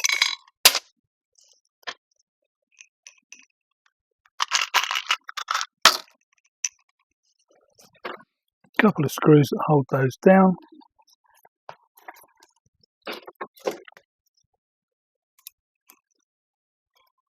These are ones that I often see over tightened. They do need to be on there to hold this down, but if you over tighten them, what happens is they pull down in the middle, the plate bends, the outsides come up, and you actually get leaks in through the outside. So if they're over tightened, they tend to leak worse. Then you go and tighten them down even more to try and overcome the leak, and you just get worse and worse. So watch out for over tightening those. We've got a little inlet strainer that sits in the top of there. Then we've got our foam that sits inside of the gas ballast, which is there. Found it. That sits in there, and then the black rubber cap sits over the top of that, except not in this case because I haven't found one for this pump yet. Our mist filter is going to sit on this side. Our dial gauge is going to sit here, so at this point we've got nothing to go into those. What we do have though is the drain plug. We've got an O-ring for that, so we can put that in now. Snug that down with a 6mm Allen key. That's not going to want to come out again now until we do an oil change sometime in the future. Again, I'm only using a small amount of force, but I do want to just make sure that's snug. That's the oil stages done. Can't do anything more with that until we've got the diaphragm pump finished, because we can't run this without that being done. So, happy with that. I'm going to move on then to the mist filter. I have cleaned the mist filter all up. Again, like I mentioned earlier, I haven't taken the drain plug out of the mist filter. I'm going to leave that alone. But I've cleaned all of these parts, and I've cleaned out the bowl by going in from the inside, like that. Cleaned it all around. But the plug is still secure and in place. So to put this back together again, I want to start with the valve here.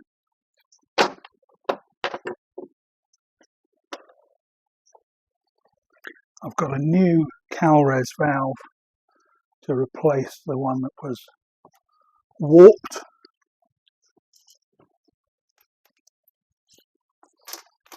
Get all my screws and bits and pieces together so you can see, hopefully, on this part that there is a recess there for this valve to sit in.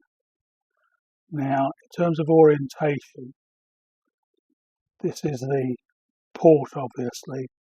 We want to just arrange that so that that exhaust port there isn't blocked.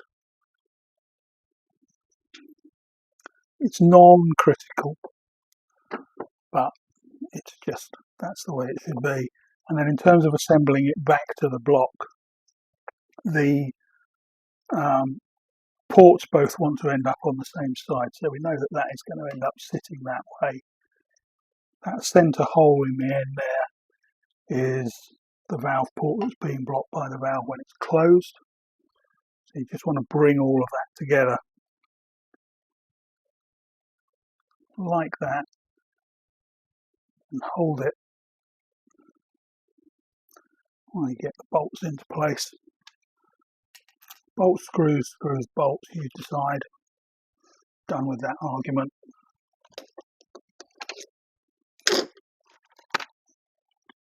Find the right screwdriver. Just get those started. Because that Calres valve is only held in place by those screws being pushed down. So if it does come apart and drops out of orientation, then it won't work. You need to be a little bit careful putting that together.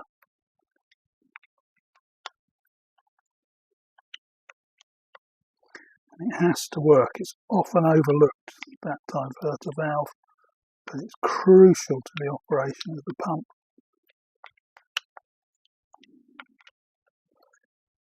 So we get that together, that's ready to go. And then I can assemble the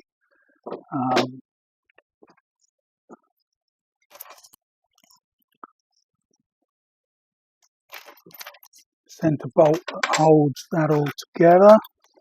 Sorry, I was fumbling about looking for a new Doughty seal for that bolt. I thought I'd got one out, but I hadn't. So there we go. From my bag of Doughty seals, new seal on the bolt, and then we can assemble all of this with the element. So that part faces up. Have an O-ring sits into that groove.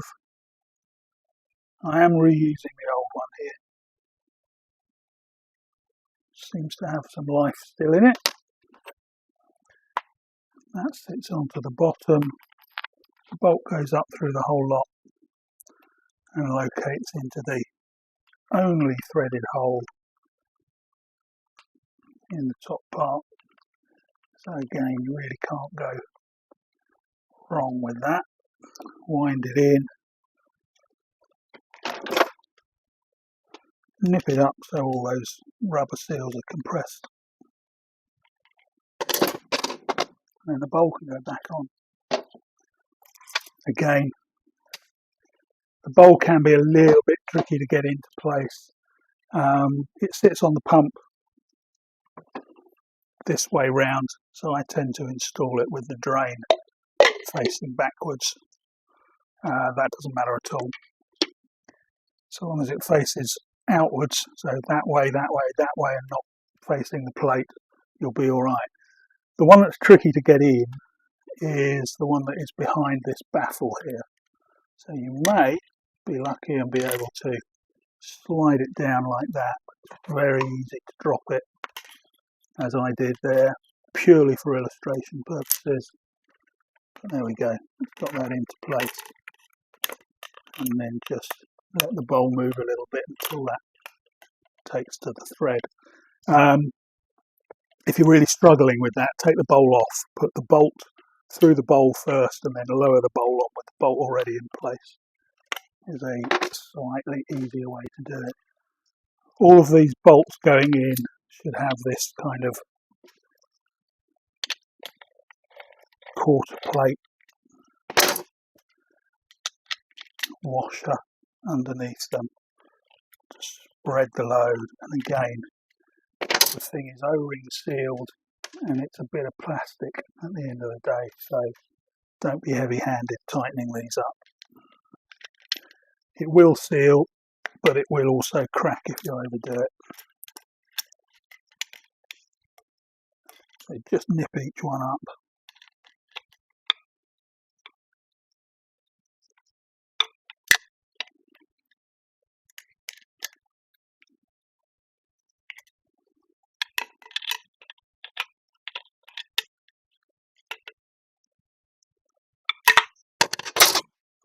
And that is that reassembled.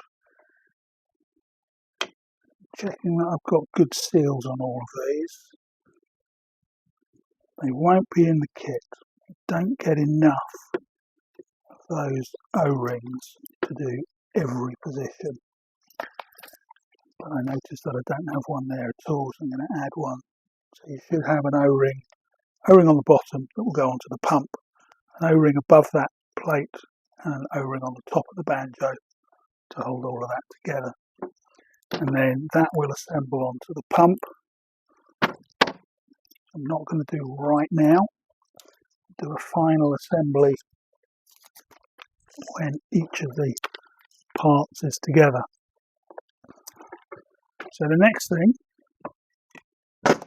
is to move on to the diaphragm pump.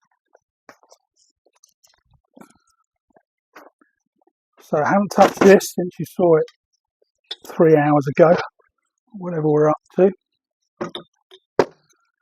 There's our mechanism, there's our connecting rod.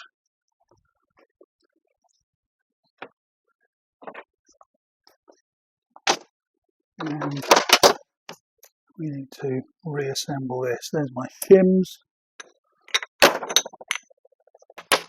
All the parts needed to put that back together.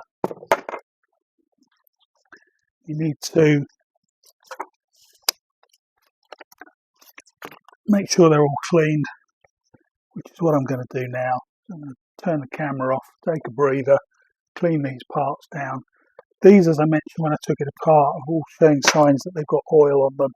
That will be a result of the diverter valve not working correctly because it was dished out and oil's being drawn through. It shouldn't be there, theoretically, but it's not uncommon. We just need to wash those with a bit of solvent, clean everything off. They're not in bad condition, there's no damage anywhere, there's no build-up of particles on there or anything. So I'll give those a quick wash, show you how they go back together, and then we'll be ready for final assembly. Okay, so we're back with the diaphragm pump. Off camera there, I've cleaned all those parts. I've also flipped it over and serviced the other head. Don't need to show you both, they're exactly the same. So reassembly here is, as Haynes would say, the reverse of disassembly. So new diaphragm. The diaphragm sits down on there. The blue side is the PTFE, which is what we want exposed. The black side is a rubber, guessing nitrile-ish,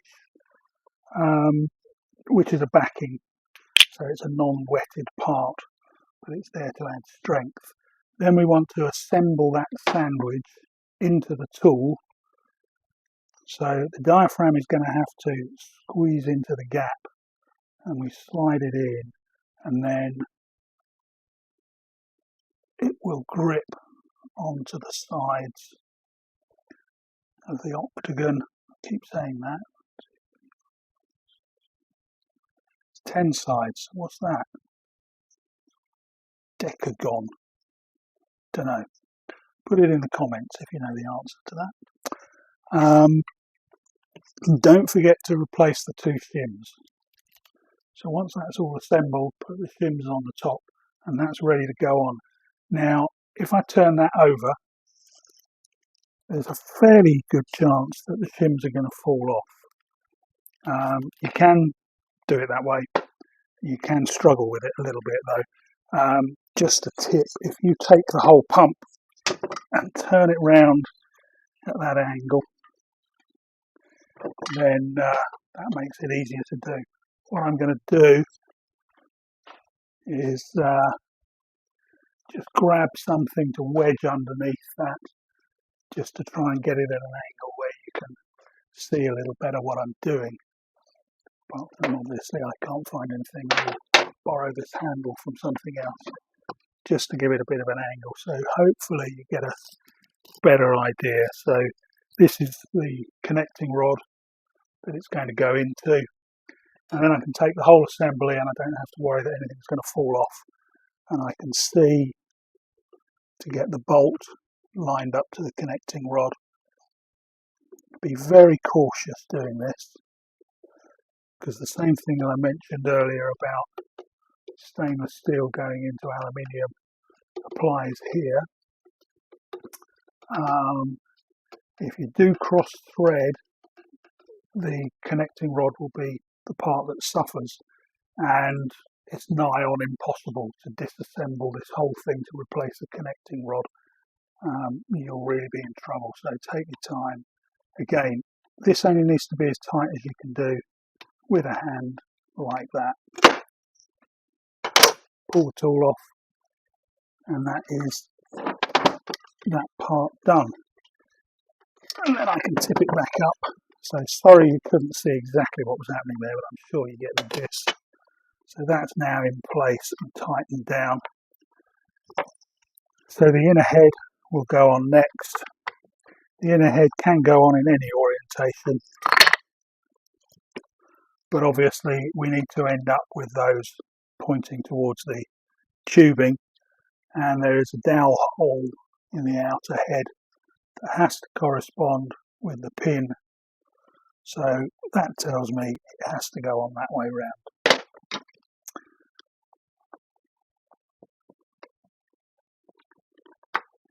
Just make sure that that sits in without the diaphragm coming away. It all relies on the bolts being in to hold the whole thing together, so you do need to have a lot of hands, but you can get it there. So once that's in place, we need to fit the valves. So these PTFE valves, they're stamped from sheet, and if you feel it, you can feel one side has the ridge from the tool and one side is smooth.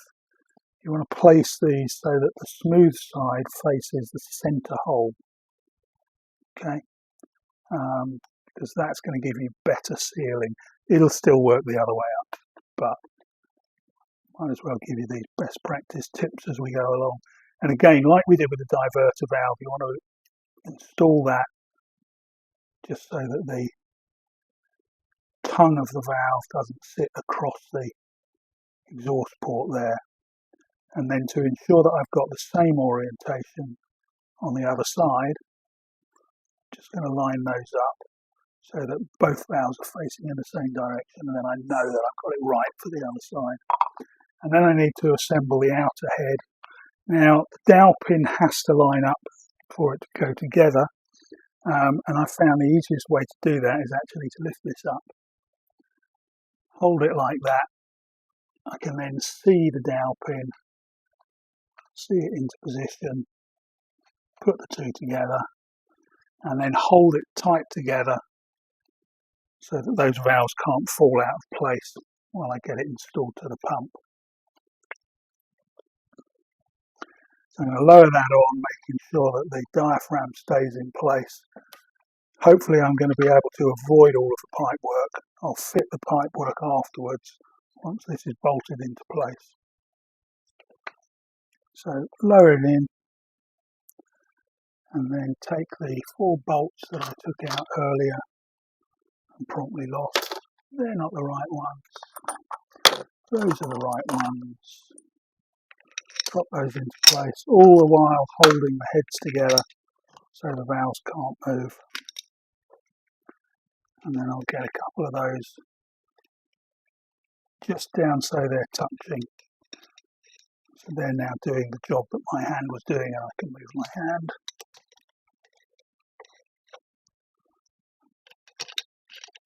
Wind the rest into place. And again, we are not going super tight on these. Just going to bring them down so that they won't back out.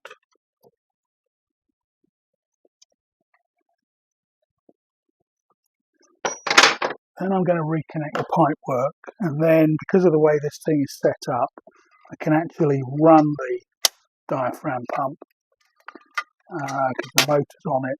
So I'll run it separate from the oil stages, test the diaphragm pump, make sure I'm happy with that, because what we don't want is to assemble the whole thing, get it all there, something isn't right, and I don't know what it is. So this is the one thing that I can kind of eliminate ahead of time.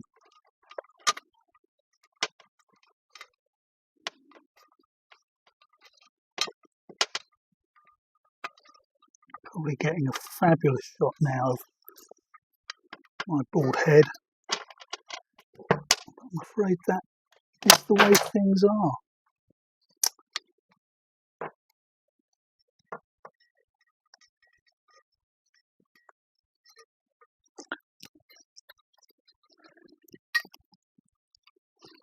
These again, as I'm illustrating adeptly, can be tricky to get into place. Make sure they stay under the guard, push the tubing on, and you've got to just line them up so those black nuts screw on.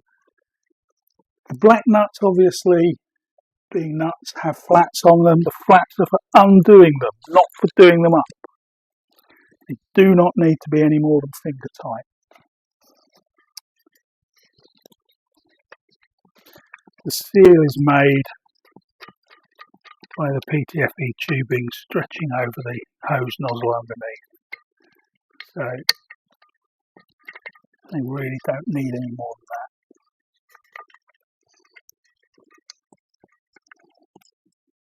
that. And in fact, it's not at all unusual to find that the nuts are backed off from vibration when the pump's running, and they're spinning freely and the pump is still working absolutely fine. So diaphragm pumps don't need that, they're not working to that level. Okay, so that's the diaphragm pump end of things done. Don't forget to do both sides. I'm going to take this over to the bench, run it up, test the vacuum it gives. You're only looking for about 30 millibar-ish. If you're getting about 30 millibar out of this, that's what you'd expect. It's twin head diaphragm pump. For anyone that uses those, you know you'll be expecting 10 or 8 or 7 millibar or something like that. Because this has the PTFE valves instead of the CalRes valves, that does restrict the vacuum a bit.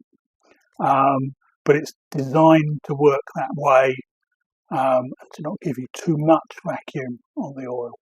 So about 30 millibar, give or take. It might be 20. It might be even better than that. But that's the kind of ballpark figure. Okay, so quick test on the diaphragm pump we'll be ready to do. It's exceeded that 30 millibar figure, so I'm happy with that. Everything sounds good, no funny noises, all those kind of things that you're checking for. So let's go for final assembly. I'm going to set my oil stages the right way up, or that way up.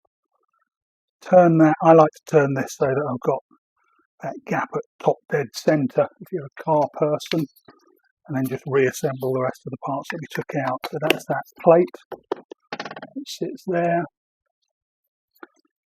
the adapter that sits between the two. Again, this one's actually quite free. Sometimes they can be quite tight and you want to make sure that you've eyeballed the bolt holes as you put it on, because they can be difficult to turn, but this one's quite free. So that goes in. I'll wind those down.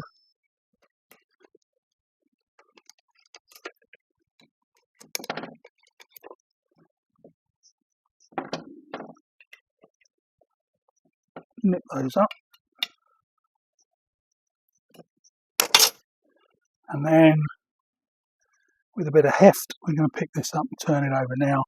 Because this is attached to the diaphragm pump, you can't just set it to top dead centre and have it stay there. So I'm going to lift it and lower it in. I'm going to check by eye as it goes in roughly where I think those are going to line up. And then I'm going to turn the whole thing once the coupling is located until I get the right orientation. So holding it by its ears, lift it up. I think it's going to go in roughly like that. There we go, that's dropped in. Might take a few goes to get that. Obviously it's askew, but what I can do now is just rotate the diaphragm pump section until the bolt holes line up.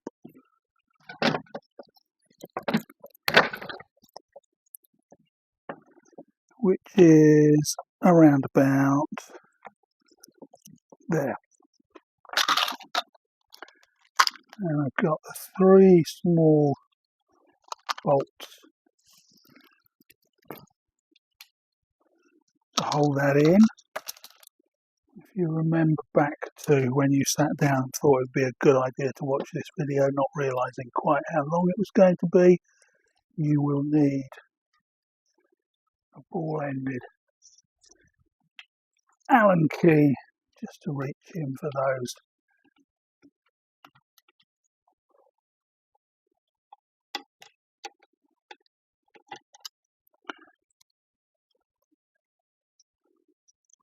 Spin them all home and then just go around and snug them up.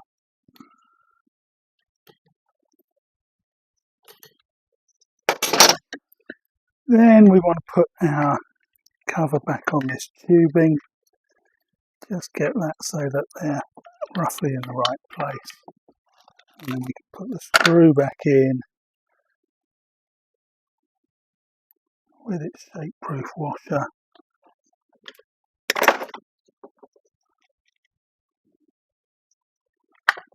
Fit that back into place.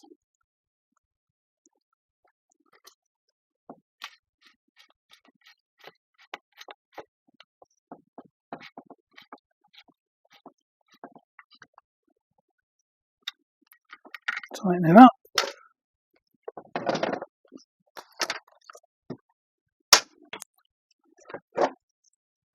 And there we go. That's the pump all the way back together. Now, obviously we've got to put some oil into this. You could then run the pump. The oil stages will run without the mist filter and the connection through. So you can, I wouldn't do it for a long time because it's not the way the thing's designed to operate, but you can run it like I did with the diaphragm pump and tested that. You can do the same at this stage. The diaphragm pump will be running. And what I should mention, that I forgot to say, when I ran this diaphragm pump as a separate piece, you do have the fan blades there spinning exposed. So take caution if you decide to do that. Once it's all together like this, that's all covered up. You can run it so that the oil stages are going. The diaphragm pump will run. That won't do it any harm at all. It can run open to atmosphere, not a problem. So you can test the oil stages for a minute or so there. Just make sure they're pulling some vacuum. And then the final thing is to set up your cleaned and prepared mist filter. So we've got our 2 pipes down here that need to reattach. Curved one will go to the outside. And again with this, finger tight is all you need with these nuts. And they can be tricky to get aligned, but once they're on, you'll feel them go home. That's good enough, that's all it needs. Then get the other one on there. Make sure the tubing's pushed all the way home. And then get the nut on.